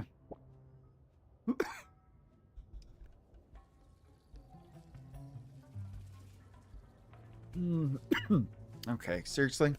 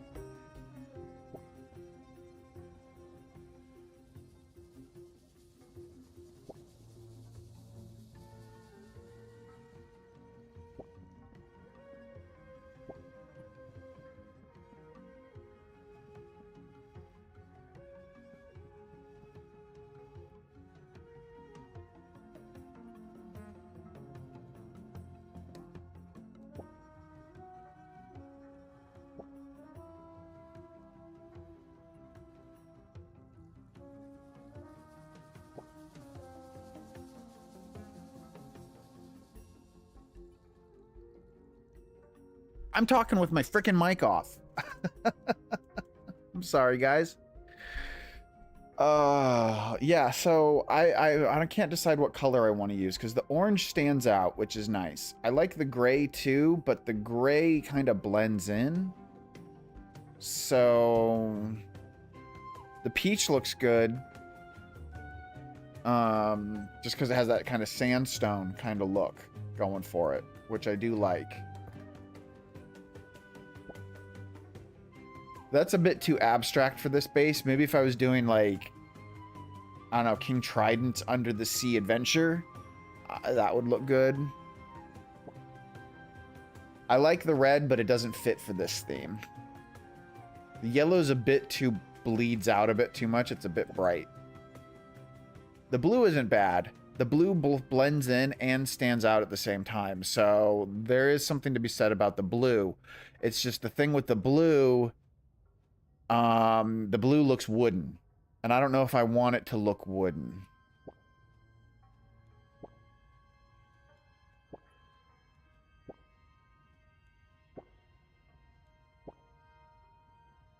Yeah, I think I'm going to go with the orange.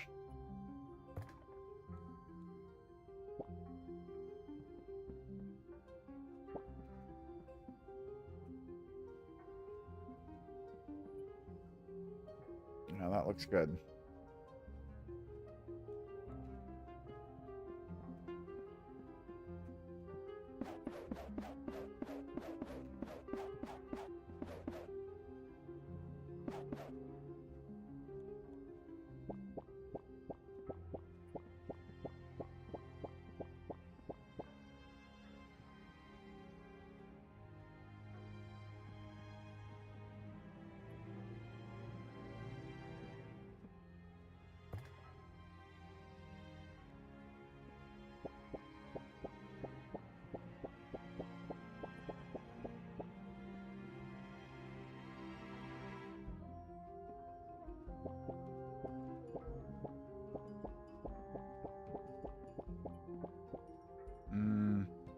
That's too washed out in the light. You know what? I bet you that would look a lot better. Hold on.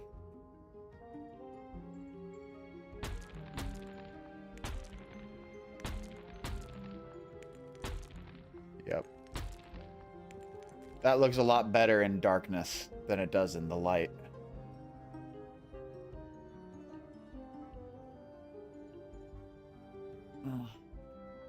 It's too washed out otherwise.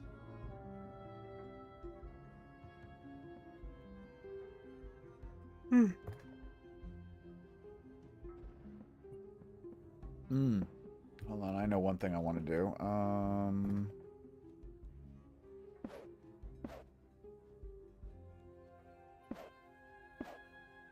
There we go.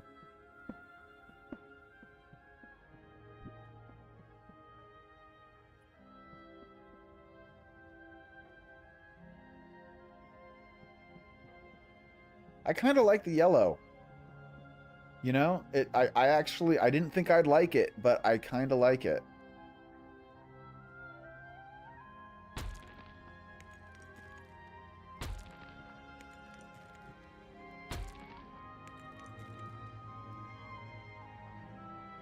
Yeah.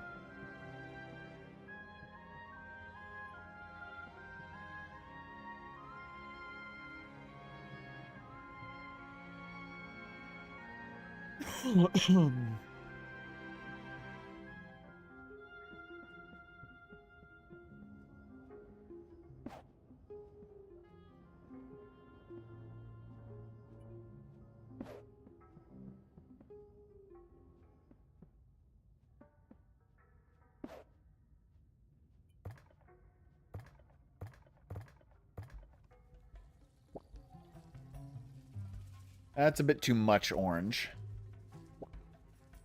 No. Most likely.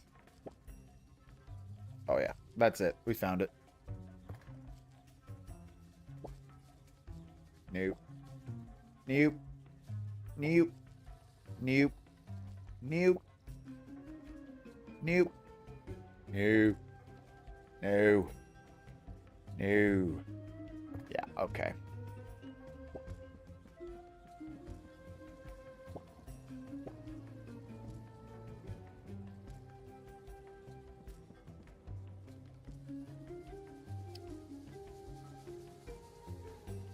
Let's take a look at my old picture here.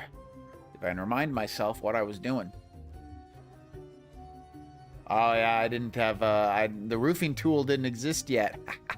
That's so funny. So my lighting is definitely different.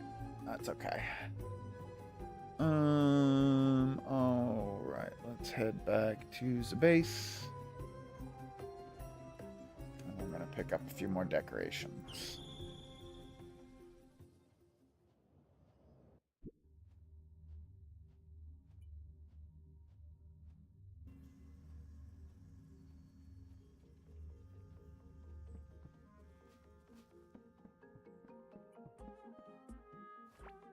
All right, let's make sure a few things don't get sucked away. I don't want to lose those.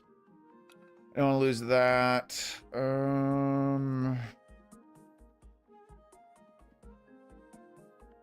don't want to lose those yet. Or those.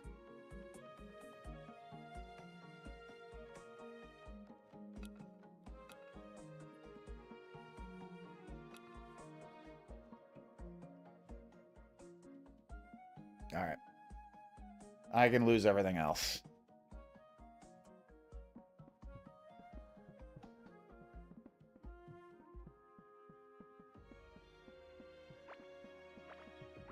Yeah, I know about the caveling and the grimy tables. I just didn't want to use them. Although I might use the grimy bookshelves. That's very possible.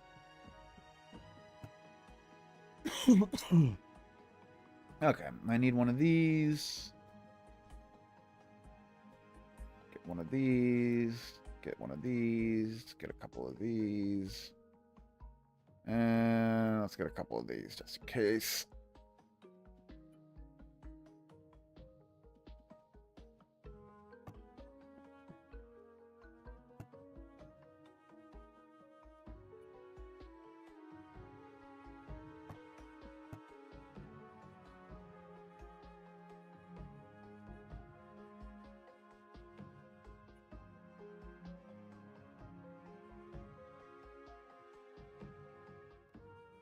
Oh, yeah? Sentinel? How do you do that? I haven't seen that. How do I move things into my, how do I move any item into my pouches? Oh, please tell me how. Because right now, it won't let me.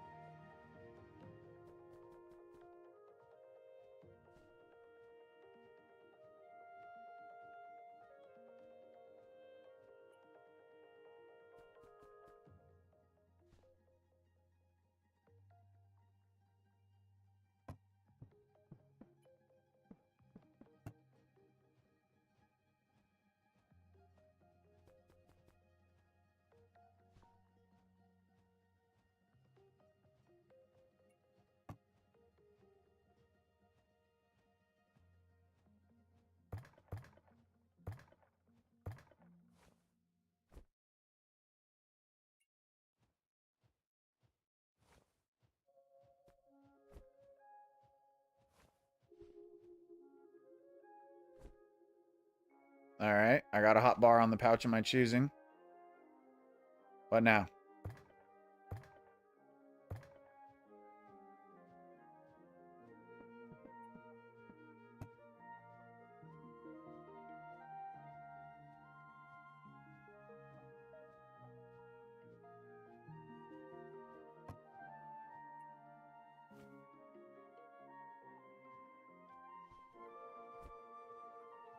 That is so cool.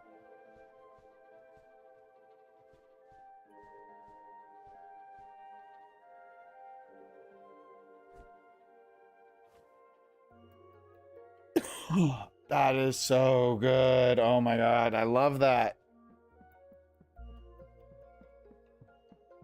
Nice.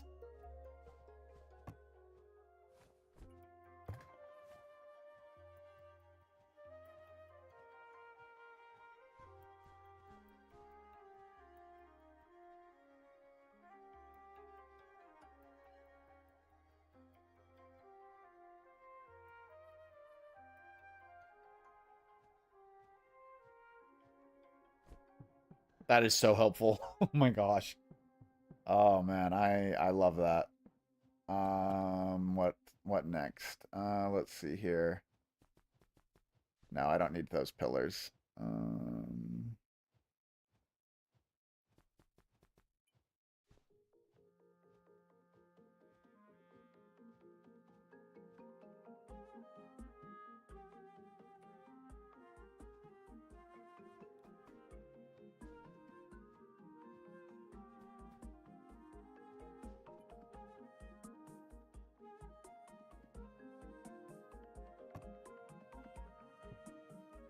Oh, good to know.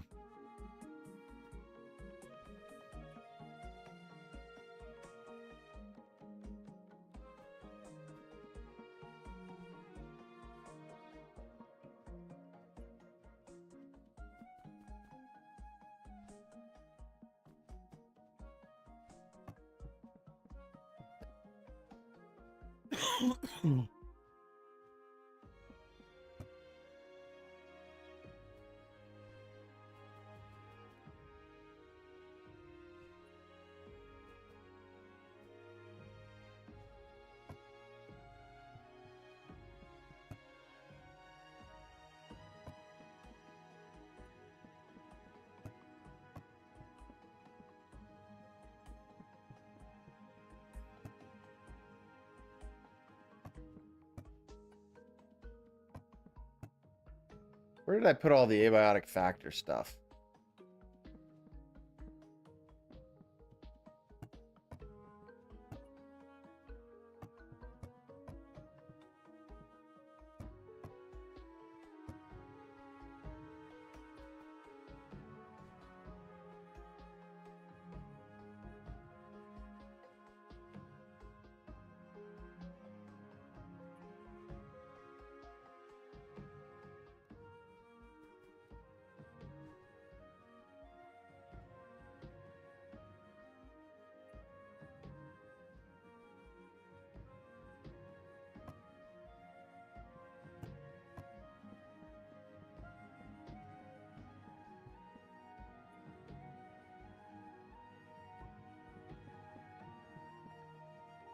I don't remember where I put it all.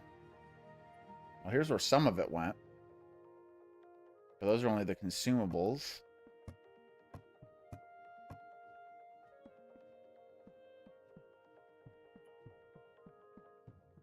Did I put them in like a special container? What'd I do with them, guys? What'd I do with them? No. Is it in here in my chest of rare stuff? No. Hmm.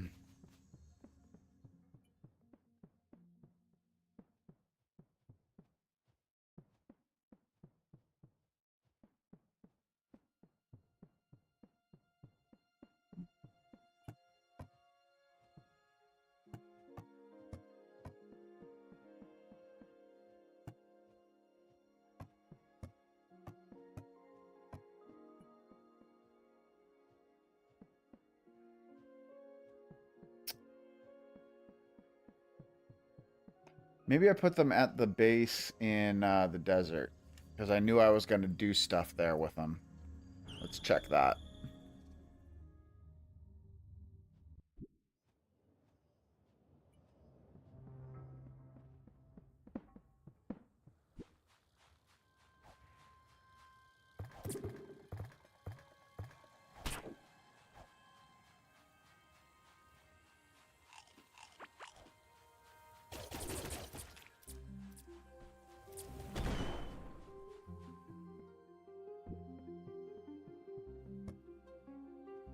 Yeah, here we go.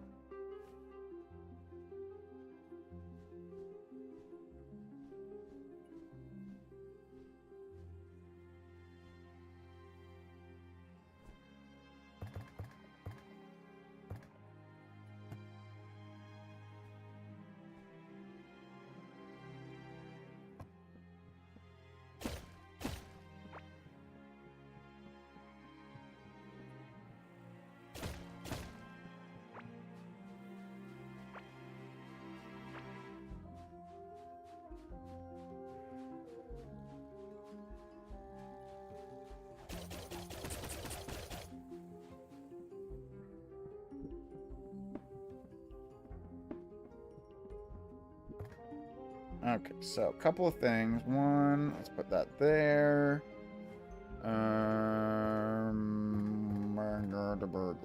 Where was the wall?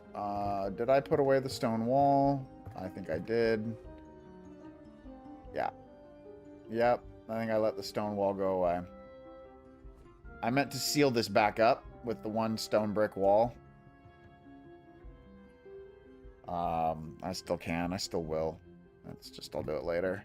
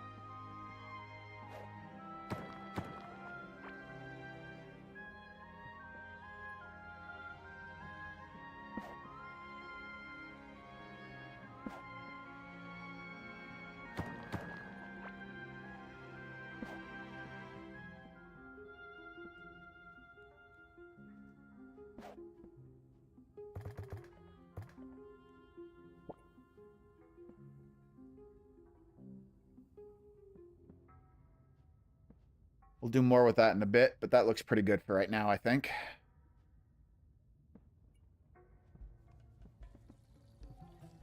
Hey Shioka, this weapon that I'm using is the Quill Rifle. It is a brand new weapon coming with the new Abiotic Factor update. It is not out to the public just yet, but the patch is coming very soon. Hopefully this week. Fingers crossed.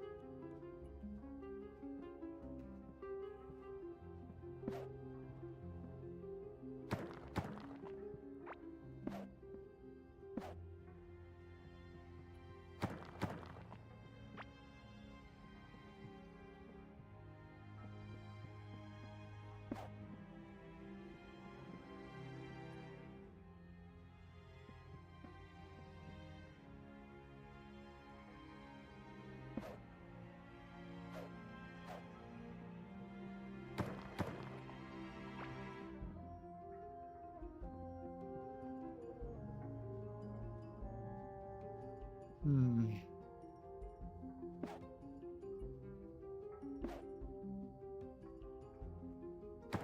No.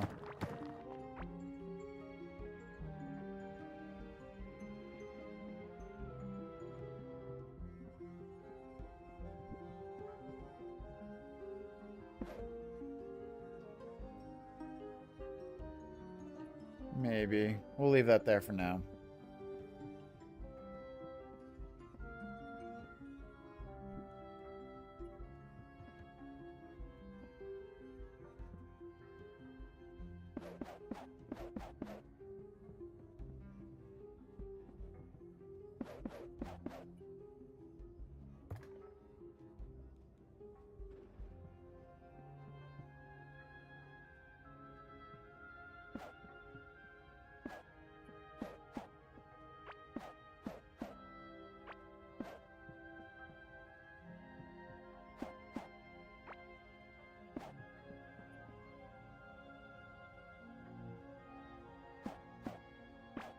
I mean, that looks exactly the same, but okay.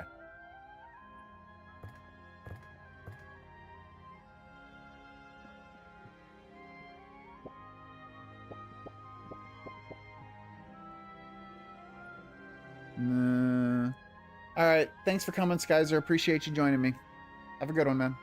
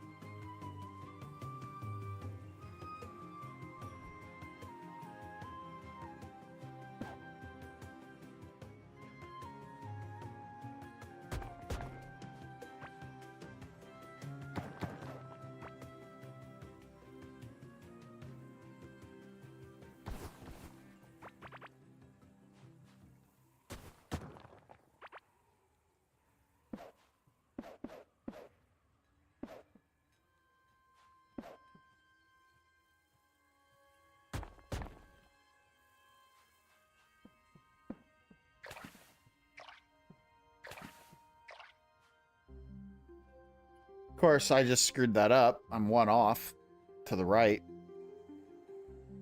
So now I gotta fix that. Because I apparently can't count.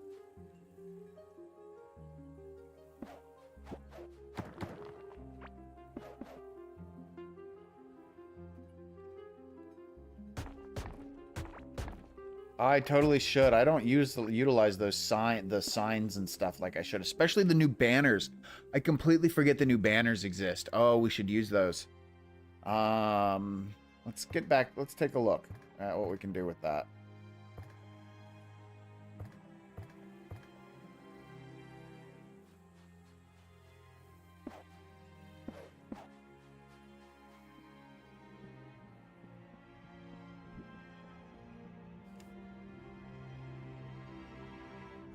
I don't know if I even have any holographic signs. Can you craft them or do you have to find them? Do you have to find the holographic sign? I can't remember.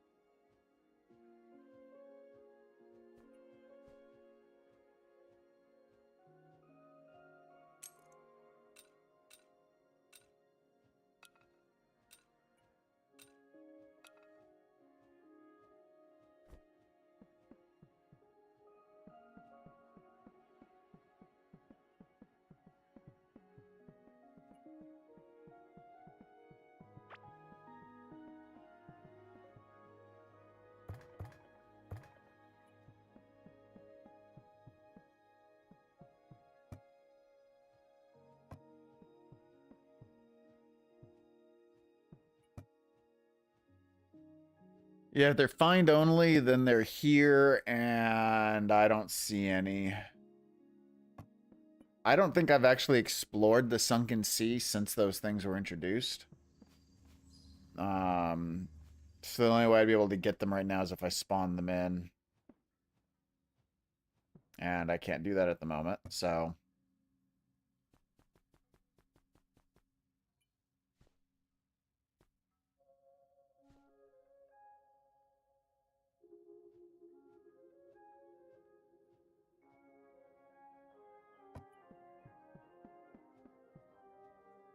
Alright.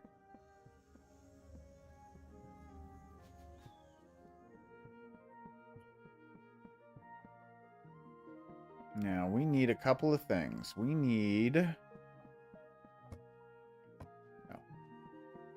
I need a stool. Maybe two. Need cooking pots. No, no, I don't. I don't need cooking pots. I know where I can find those.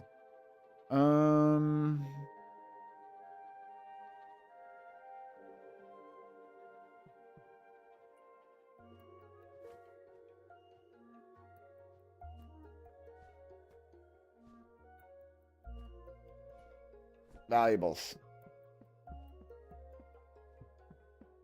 Okay, no, wait. First.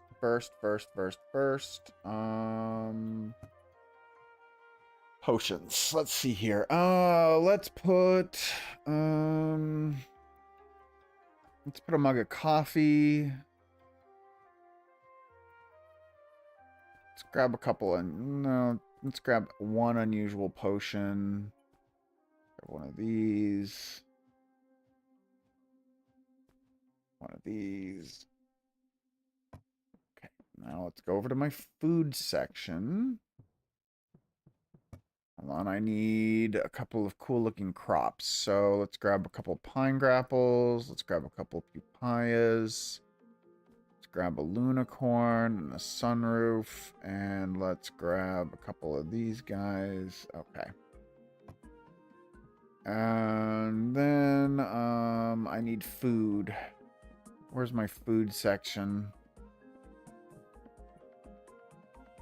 I need that one stonewall piece as well. Yes, yes I do. Thank you. holidays. The food's in the holiday section. So yeah, here we go. Okay. Let's get one of these roasts for a table and one of these cheeses.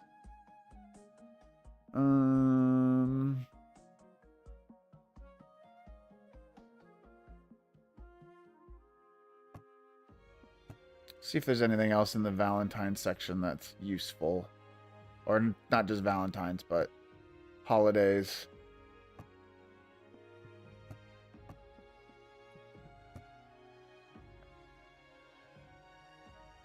Easter pillars are pretty good. But not this time.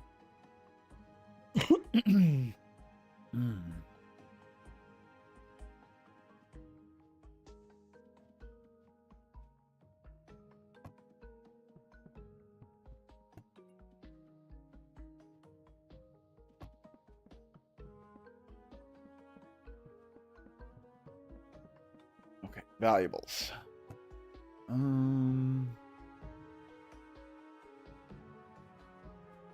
Let's grab one of these. Wish I had more than one screen device. I'm gonna skip the screen device for now. Let's grab this ancient makeup set. Grab that. Let's grab a couple of these old journals.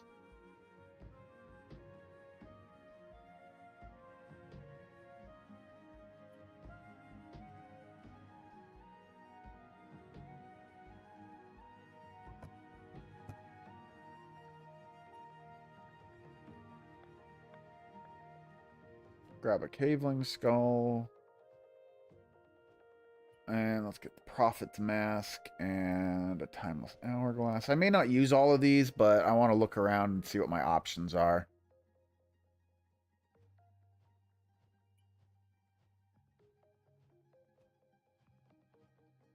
Everyone needs cake.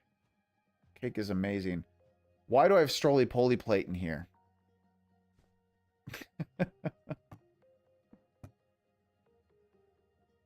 Oh, boy.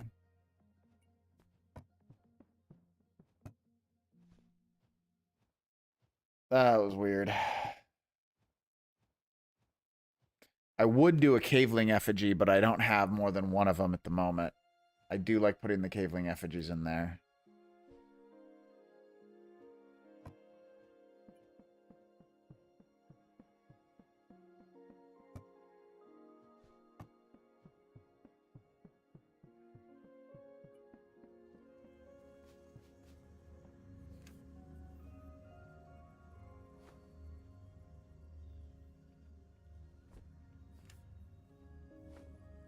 Electro ball looking thing.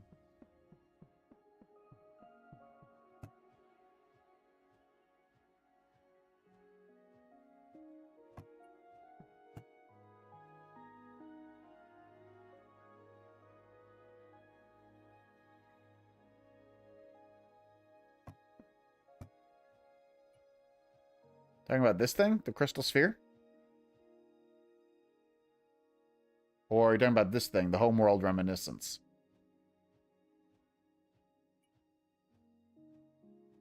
Because I should probably put this in because it's a globe. That would be useful.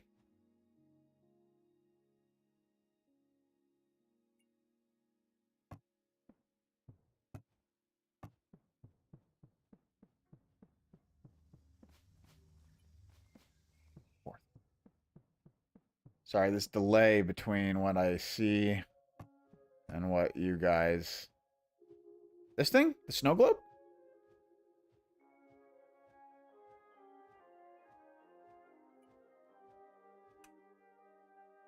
Oh.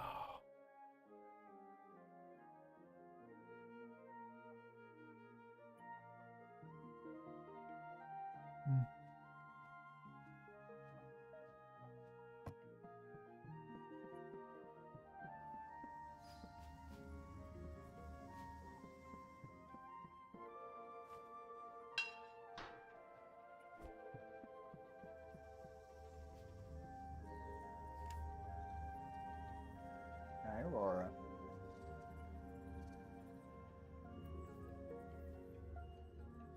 One of my cats has come to say hi.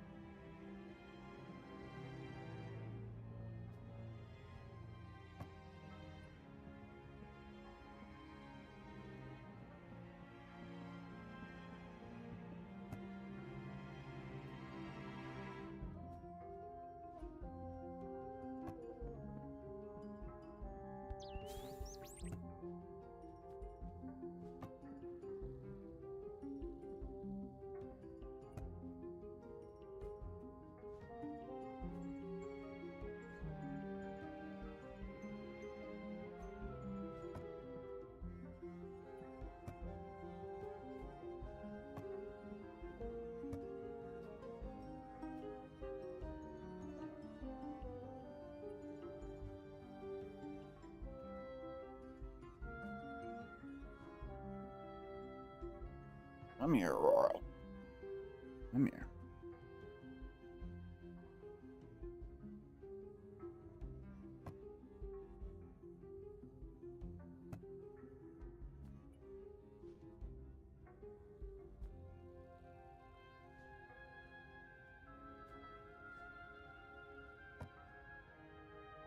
Hmm.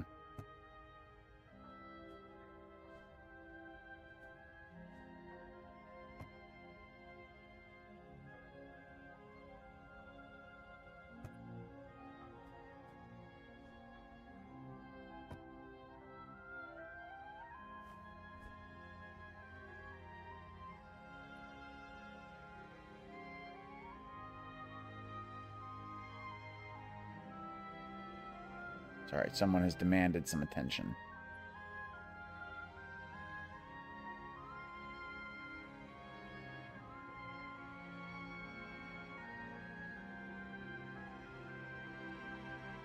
Nice, sweet girl.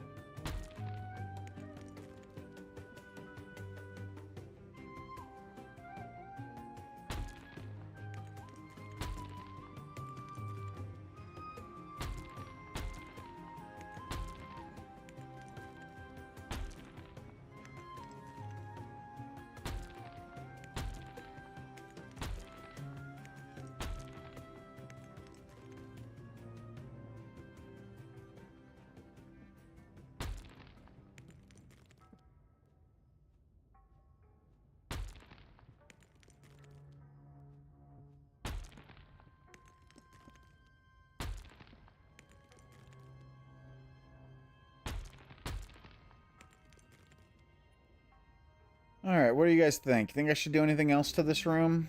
Or do you think this is a good laboratory room to be like, to do, you know, video introductions and stuff like that? And you're like, yo guys, welcome to my build environment, my brand new build environment, where we got all the cool build stuff. And then, of course, the builds will be in the next room.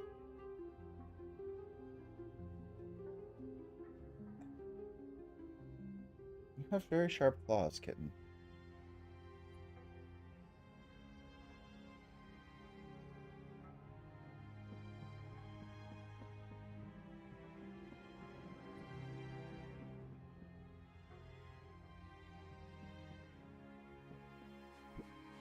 Definitely a good start. Of course, can't keep those guys out yet. They're coming in through this opening. But that's okay. We'll fill this in eventually and move this mastodon a little bit over to the right so that it's out of the way. And seal it all back up in a bit. Oh, I need to paint the walls for this other room. First, do that, and then let's see here.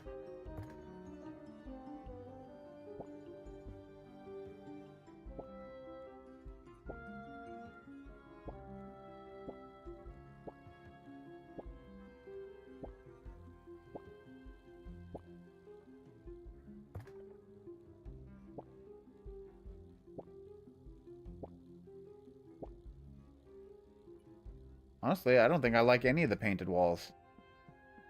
Huh. I think I'm going to remove the painted walls and replace them with something else.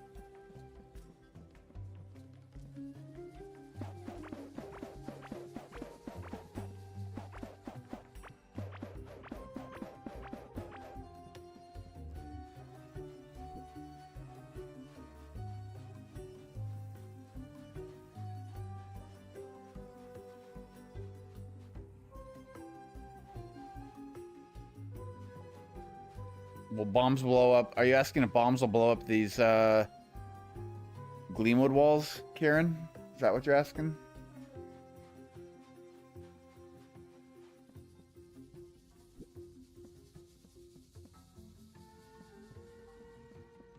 Or are you asking if bombs will blow up this interior wall here? The temple walls.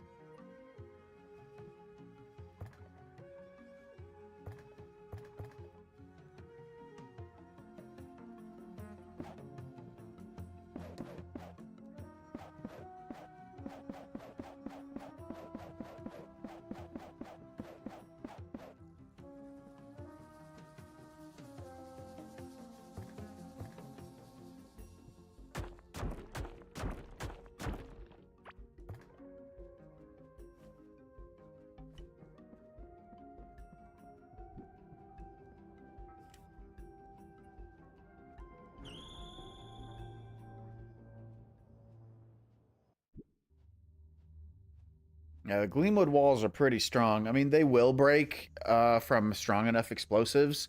Strong enough explosives will break every single wall in the game. Um, I will be right back though. Run to the restroom real quick. Actually, I'm gonna run to the restroom, refresh my drink, do a few things. So give me 5 to 10 minutes. Oh yeah, no, you're right. It's possible explosives might blow those desert walls up, Kieran, but honestly, I'm just gonna wait a few days for the patch to come out, for the mods to update, and then I'll just move the skeleton and destroy everything there. So, in fact, I might even just downgrade myself to a version where the mods do work and do that. So we'll see. Anyway, be right back.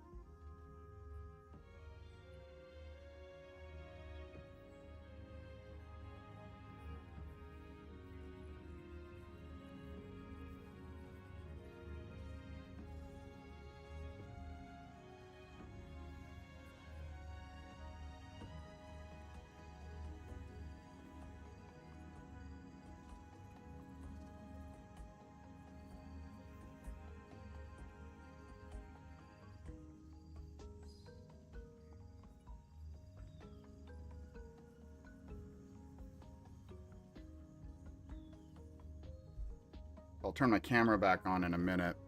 But I got up and went downstairs, grab a drink, and my cats started freaking out on me, like running up to me, nuzzling me, meowing at me. I'm like, what's going on with you guys? And I glanced at the clock, like, oh, it's a half an hour, 45 minutes past your dinner time. No wonder you guys are annoyed. All right, let's get you guys some food. They're happily chomping away now.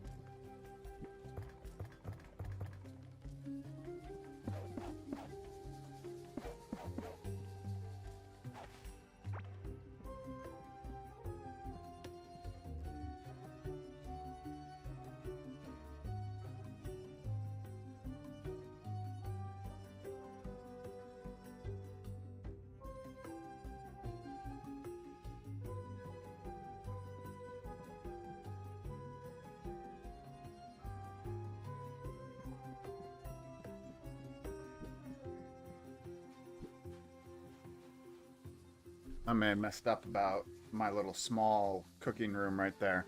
I mean, it's fine, but I really didn't take into account, like, all of this.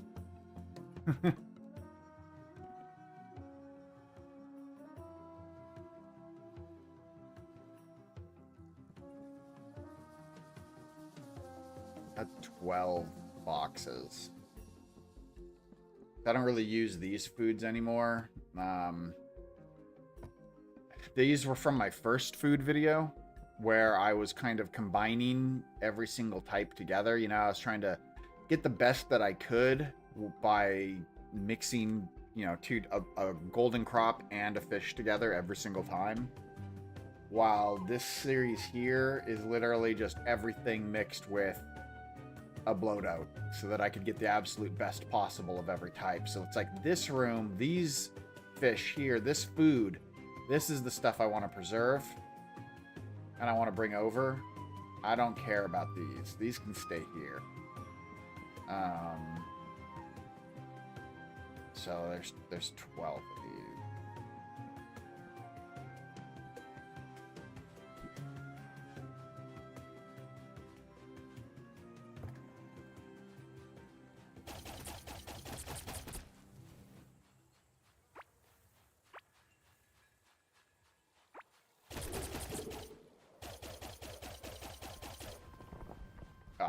Bloody hell.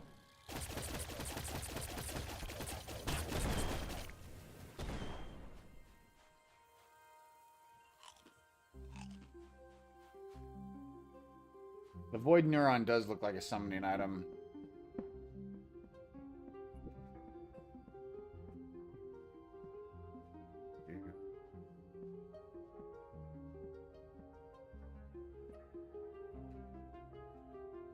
No.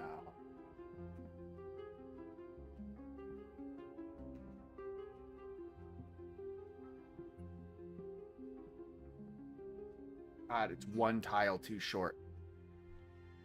Oh, one tile too short.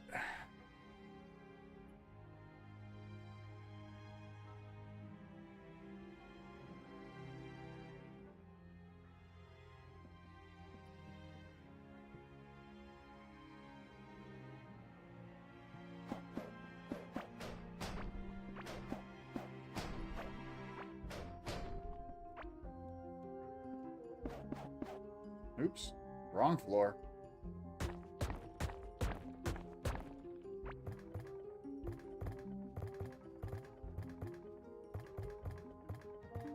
Oh my god, did I really get rid of...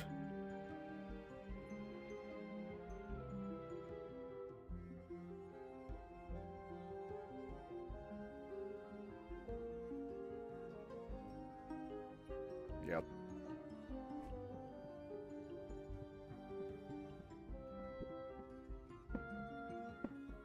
You can always sell the food. I know you've deleted it, so it's too late. But you could always sell the food to the vendor, or to the NPCs instead, and get some ancient coins out of them. You can make pretty good money from that.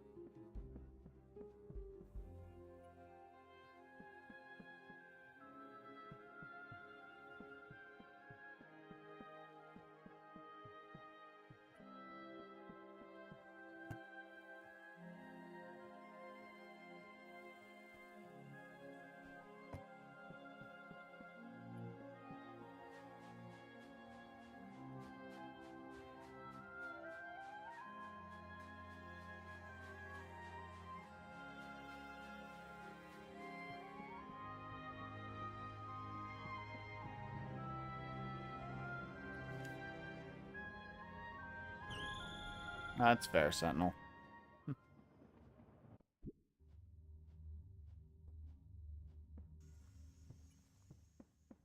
I mean, I basically stash all my ancient coins in these two chests. That's how many I've got at the moment.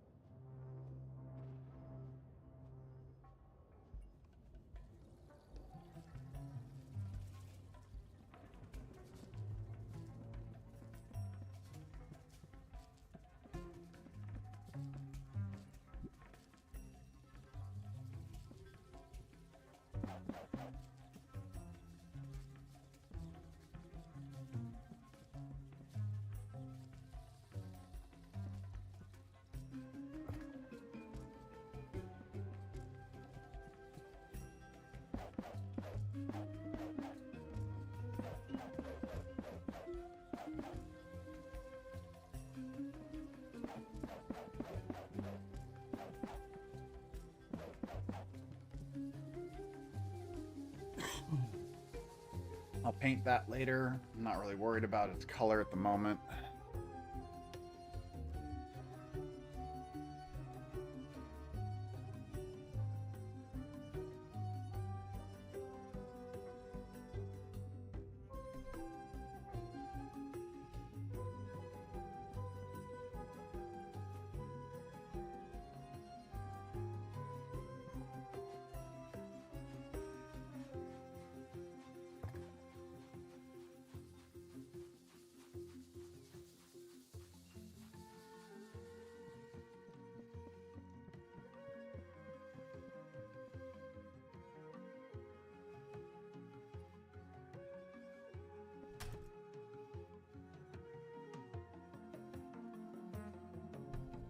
Dropping stuff all over the place.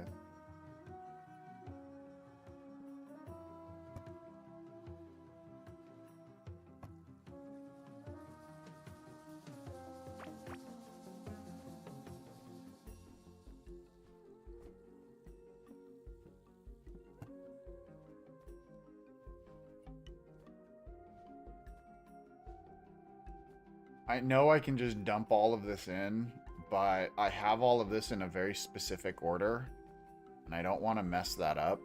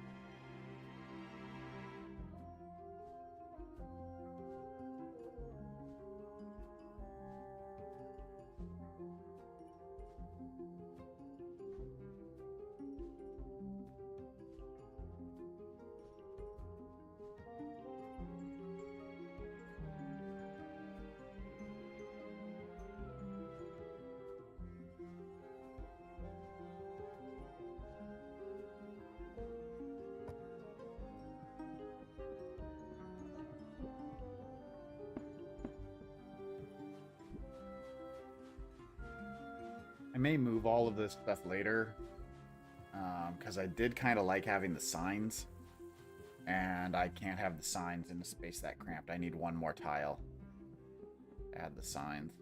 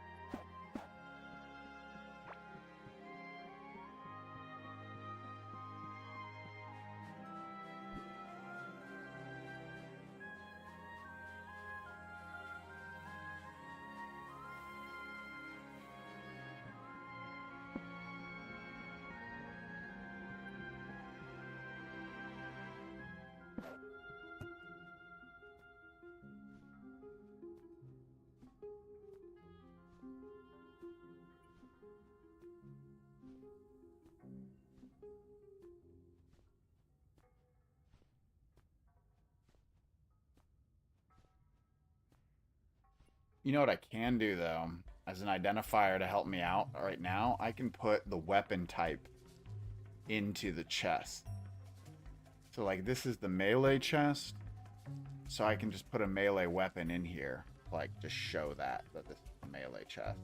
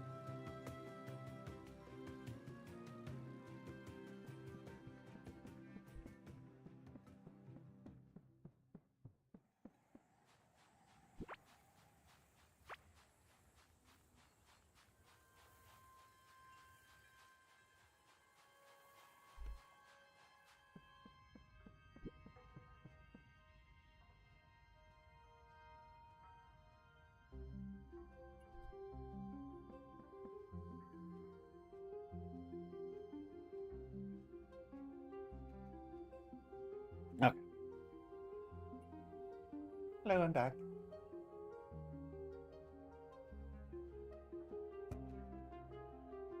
So melee weapon here.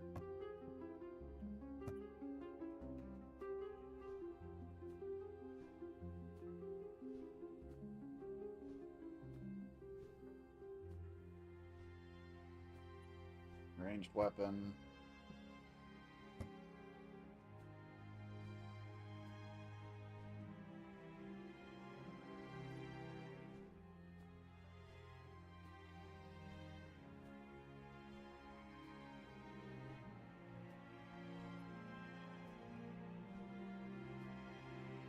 Magic.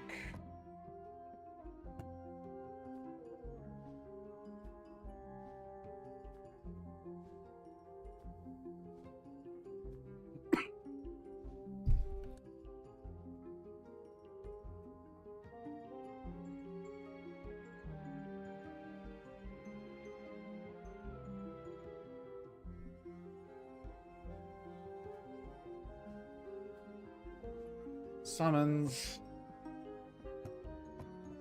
And then this will be tools. I just gotta go get them.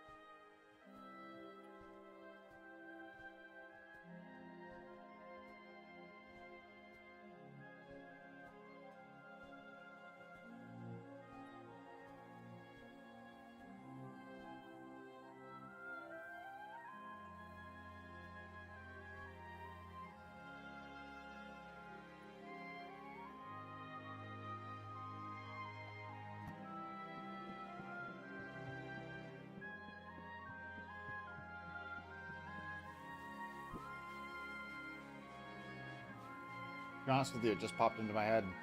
I was like, oh yeah, that makes sense. That works. It's very rare I have a new idea these days, and I'm sure it's not new. Someone will be like, yeah, I've been doing that since 1994. All right.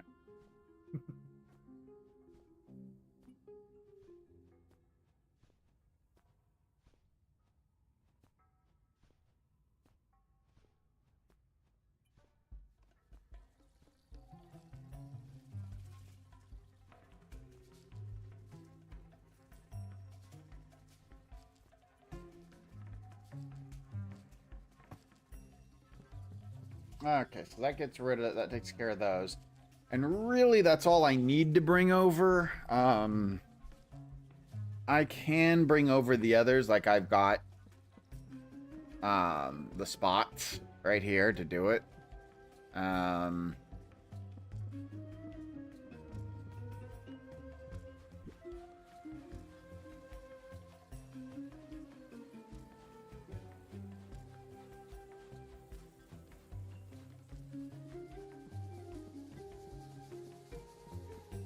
But honestly, that's just viewing things like this. You know, this is just like my reference. You know what I should do? I should just do this. I only need one of each in here because, you know, reference. Let's bring the rest of it over and just mingle it with the others. And then that gives me, it gives me plenty. Excuse me. Quick sort, I don't even have to think about it right now. I can just take this all over and hit a button. It's kind of nice.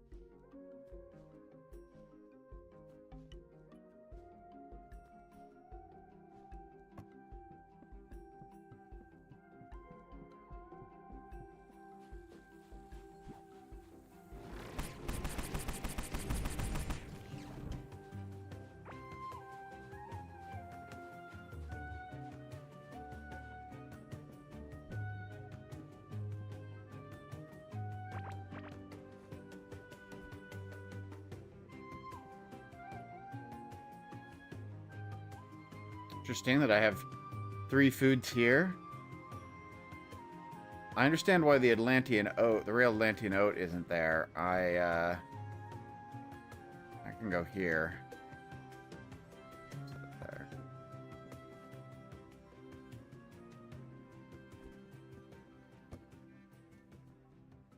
That goes there.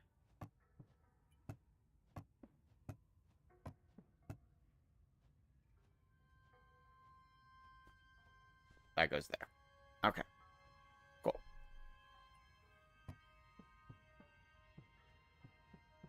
Okay, food buffs are transferred over. Good. I can paint that later. I got to figure out how to organize a little bit in this room.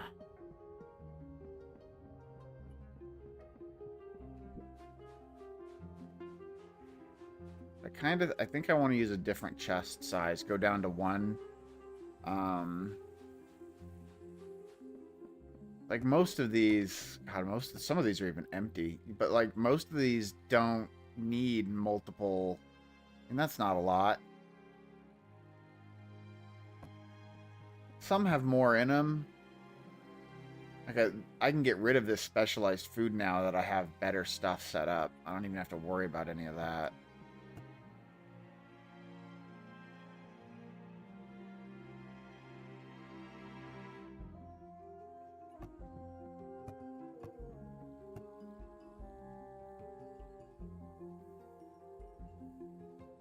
Got multiple weapons. I should just remove some of the multiples and just, you know, pick one.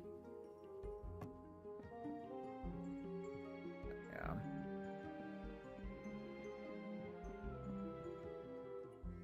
Okay, let's go back to base. Oh, yeah, I don't have a portal here anymore. Ah, derp.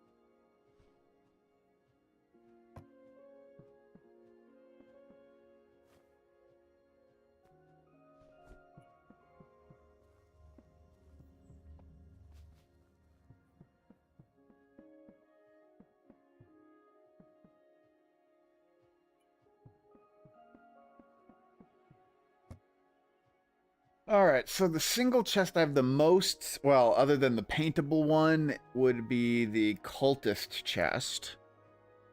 That doesn't mean I can't use multiple types. I mean, I've also got a whole bunch of these Desert King chests. Oddly enough, no prince or queen. Why? Whatever. 92 Desert Kings, but not a single prince or queen. You know I spawned those Desert Kings in. Why the hell would I have 92 of them? So, let's see here.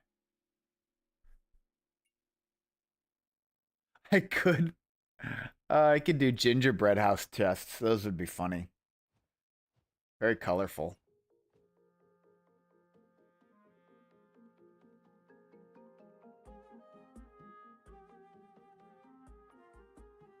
What do you guys think? I mean, I can always use them different types, but oh,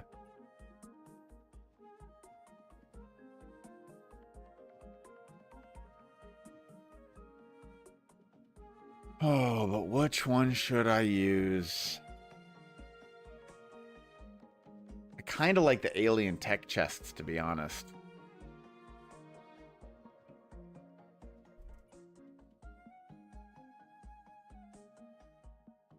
But at the same time, the king chests are very pretty and do make good, like, open this up and get an amazing set of armor kind of feel to it.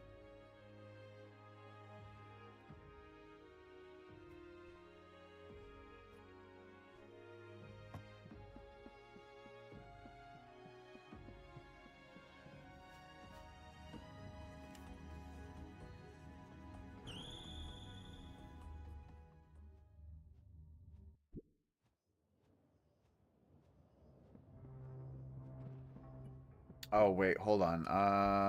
Yeah, I gotta go back.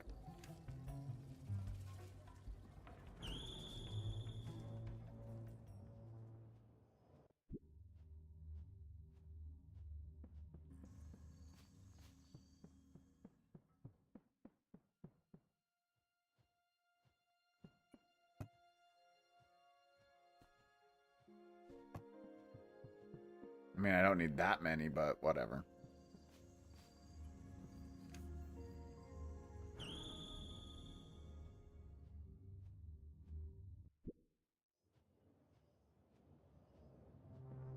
I want to think about this a bit. I've got those three. Let's go here.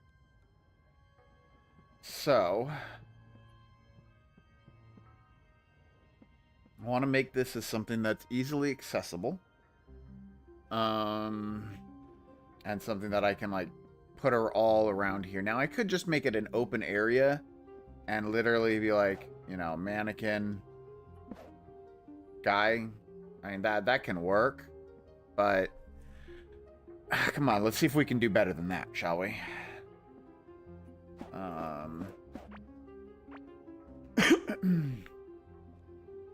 So part of me was thinking alcoves. So, like, for example,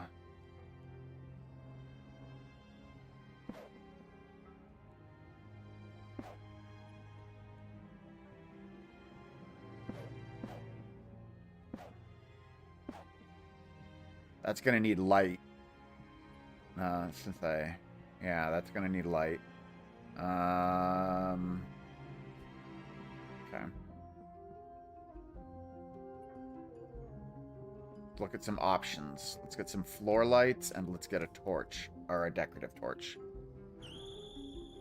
Maybe floor lights would look fine underneath. We may have to put another tile on top of the floor lights so to disguise them, but let's take a look at that. See what it would look like both ways. So let's see. Let's get some floor lights.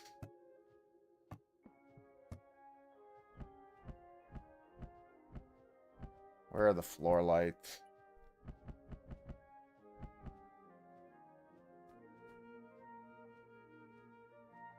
Let's just make sure it works. Proof of concept first. And decorative torches. And then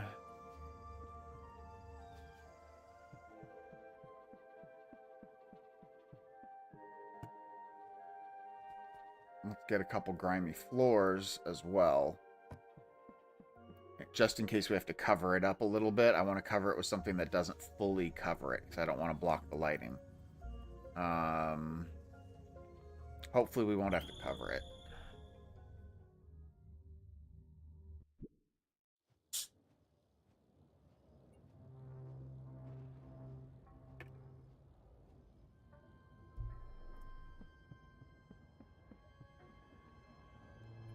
All right, start with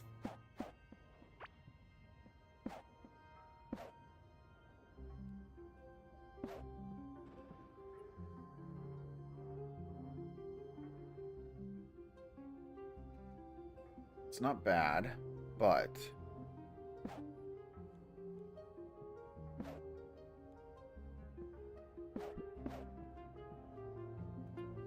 should the alcove be too deep so that we can see the whole body?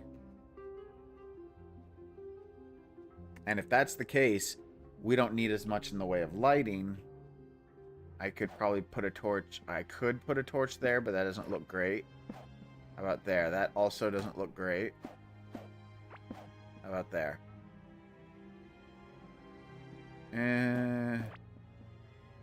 What about there?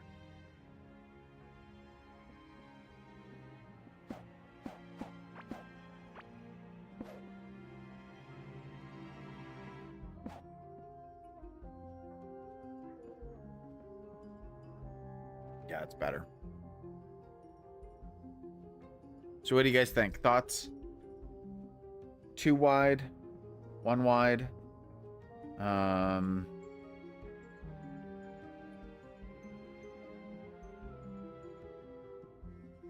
don't know. I'm kind of leaning toward the 2 wide one myself.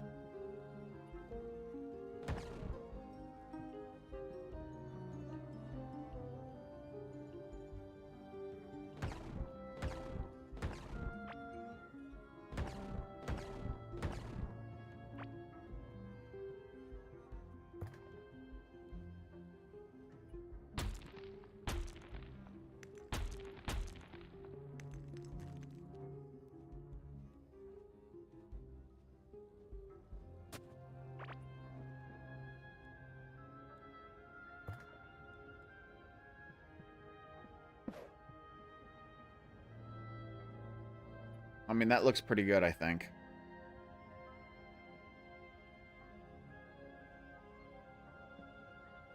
And then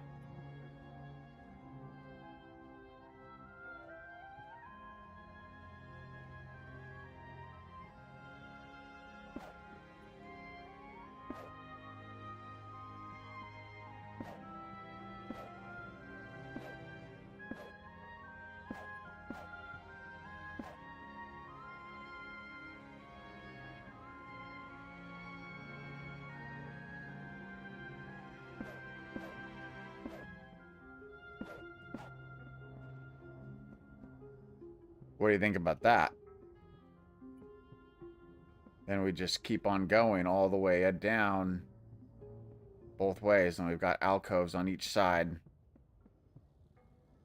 Yeah, I won't have it all down here because we'll have a giant pathway down here that can let us walk through everything. Doesn't have to be perfectly symmetrical.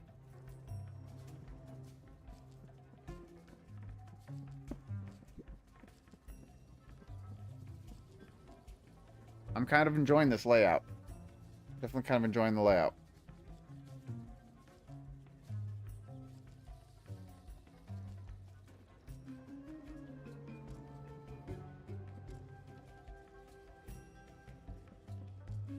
Okay, so we're going to need more decorative torches. We're going to need... Let's see here. Let's do this.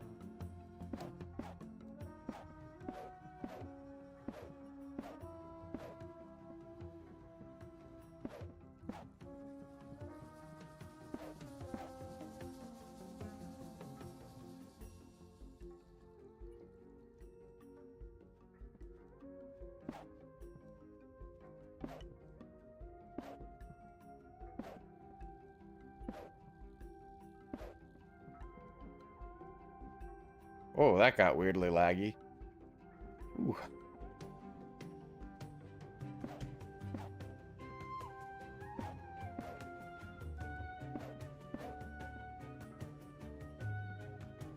So up here, I'll do it like that, right?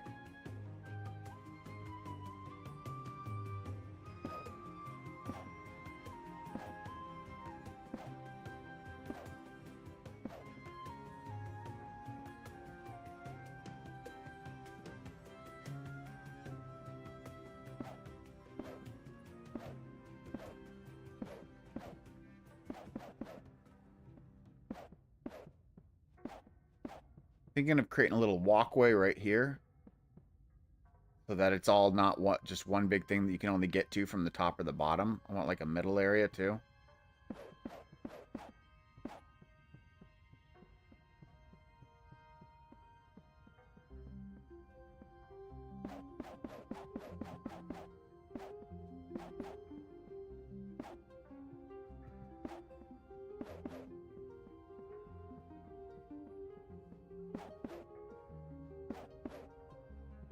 Like, does this mean that I can fit less in here? Sure. But, you know, it's presentation.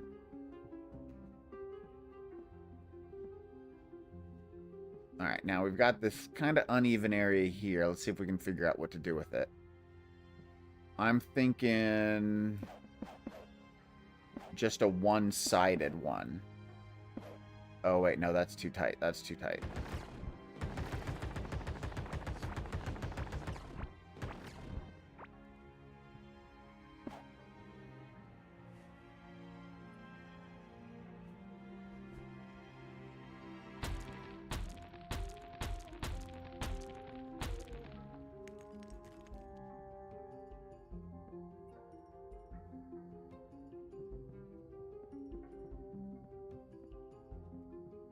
Hmm.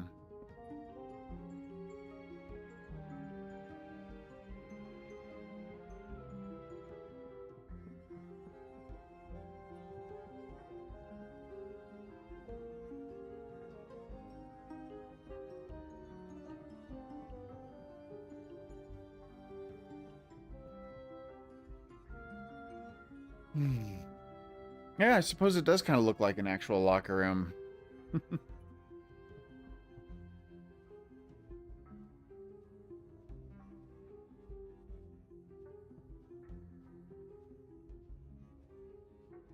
Now I could... Alright, so I got a couple of options.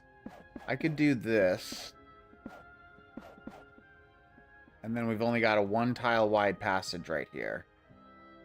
Which could work. Could be fine. I can be fine with that. Or we have it coming out from here, and we have this middle area that's just extra wide. You know, it's 4 wide instead of 2 wide.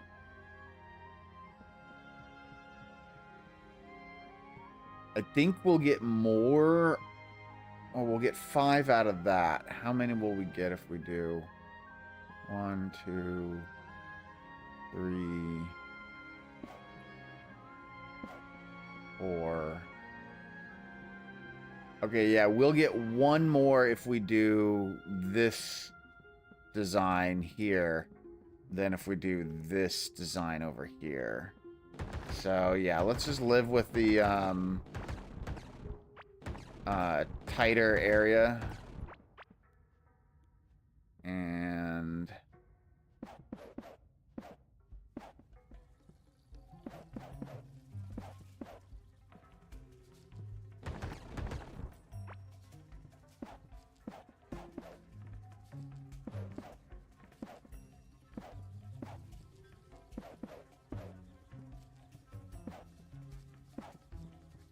There we go. So we just have this 1 tile wide spot here. And that's fine.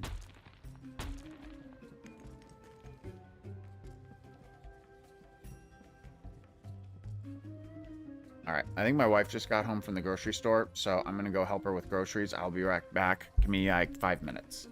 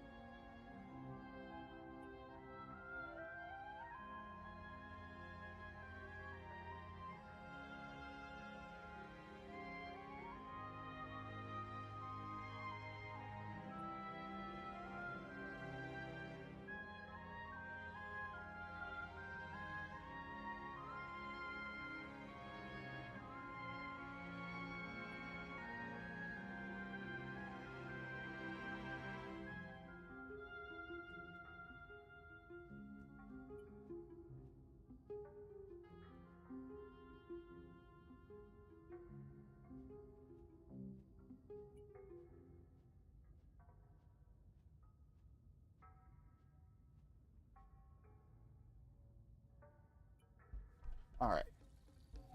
Now, she did the grocery shopping, so I have to do the cooking for dinner tonight. So I'm going to finish up a few things here, and then we're going to wrap things up for the evening.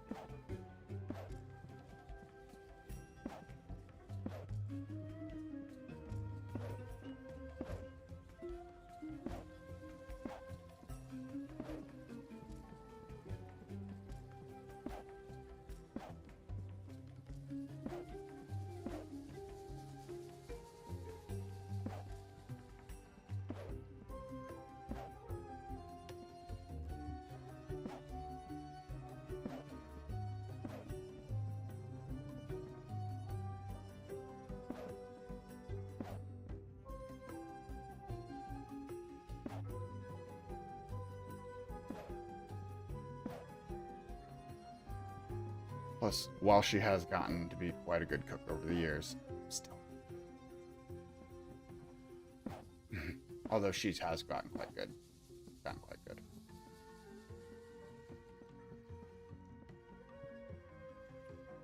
Okay. Let's get some mannequins. We need some more mannequins and some torches. And then we'll put all that down, and then we're going to call it a day after that.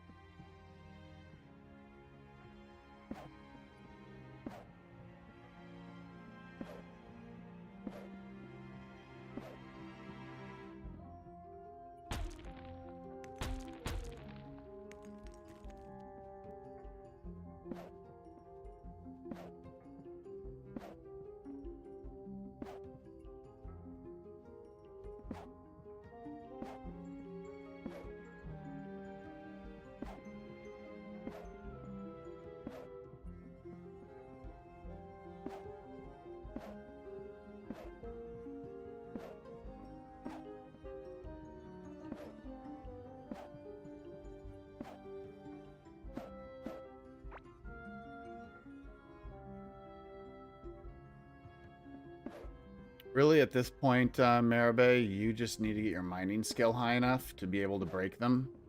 Because then you can break it with a pickaxe or a sledgehammer or, any one of your other mining tools. I don't remember how much. I want to say it's around. Someone in chat, correct me if I'm wrong, but it's like what, 800, 850 mining, something like that you need to be able to break them.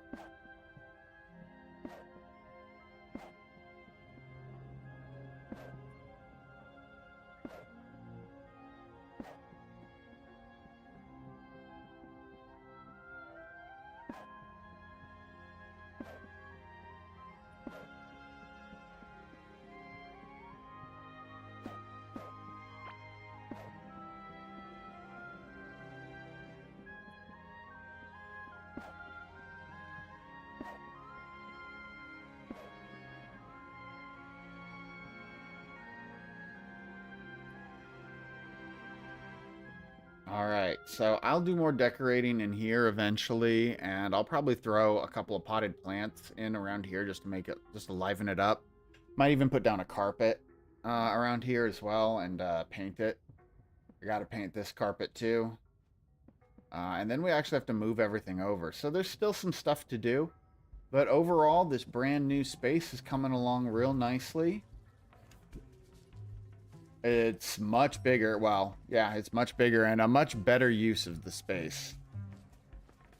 And hey, Meribe, it's not just about the pickaxe. There are much other pickaxe by itself usually won't do it for you.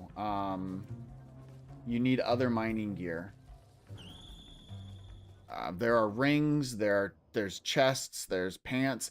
In fact, like one of the best mining pants in the game are the caveling pants, which you get in the dirt biome at the very beginning of the game. You just have to keep leveling them up. But like for example, what's my mining damage on this? This is at 644 mining damage right now. Let's see what I can. I don't think this is enough to break. Let's see if this is enough to break a waypoint. Let's get rid of these drills that don't work no mo. Okay, so 644 is too low. Good to know.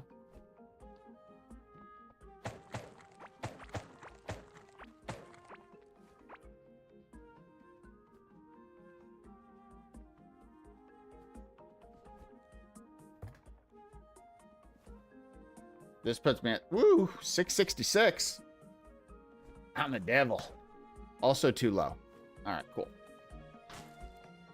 Let's see if we can figure out this exact number. I'm sure it's on the wiki, and I'm sure someone is looking it up and being like, dude, just check the wiki.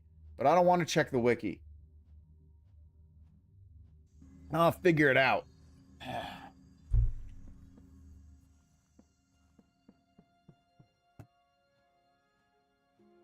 There we go. Sentinel checked the wiki. 851. That's what I thought it was. But let's see here. That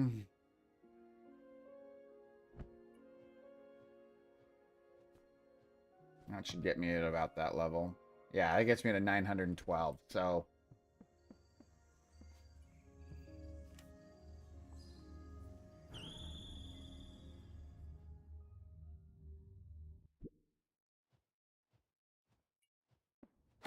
yep, I can break it now. So yeah, definitely 912. But yeah, 851. So really, you just got to get your skill up a little bit. There's rings like the topaz ring that'll get up your mining. There is an ore. There's a lantern you can craft if you haven't yet. The orb lantern.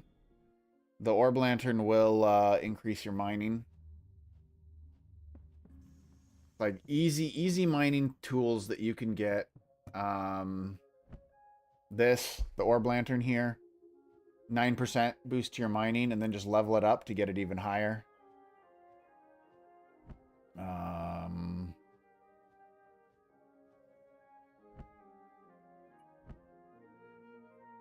I mean, obviously getting a higher level pick helps too, but I mean, a solarite pick only gets you to 735. There's like the Stormbringer gives you 1,000. So there's definitely better stuff out there when it comes to that.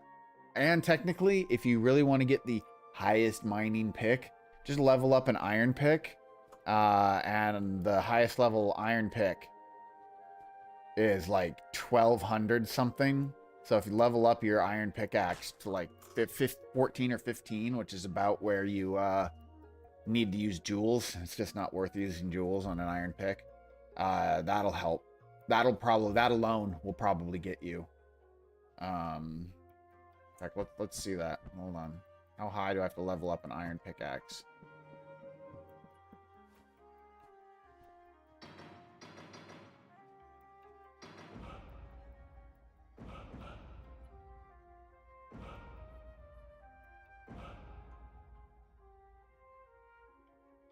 Okay, the next upgrade cost me a jungle emerald. That's not worth it. So yeah, I can get to 826 with a a level 15 pickaxe, iron pickaxe, and then all you need is just like one more piece of mining gear, two, something to get you that extra 25 points, and you're good to go. But heck, having a mining score of 25 will do it. So, there you go. That's all you need.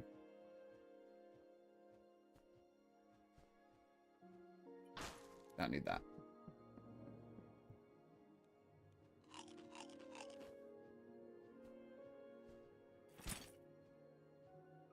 All right, guys. Let's shut things down here in just a second.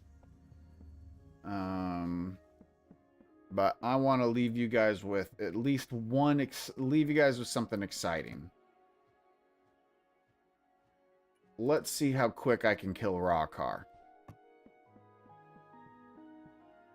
Shall we?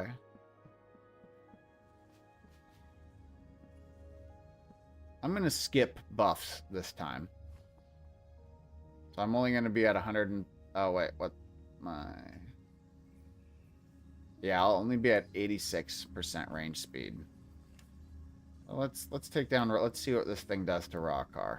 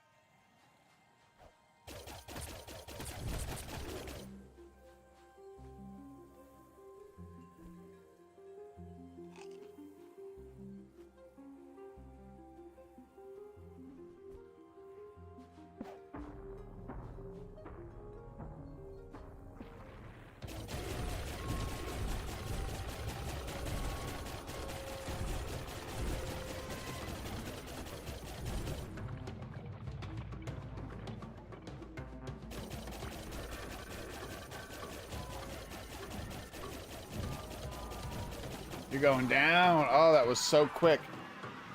Not the fastest I've ever killed him, but that was definitely a quick kill. So, oh my gosh, this is... And that was pretty much an unbuffed attack. I did eat this buff food, which does give me a 63% damage boost, but it doesn't give me any attack speed boost, so...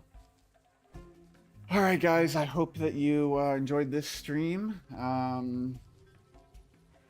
If I get the video edited in time, I will have a video out tomorrow morning. If not, I'm probably going to do a stream tomorrow to make up for it. So you're either going to get a video or a stream tomorrow, one or the other. Yeah,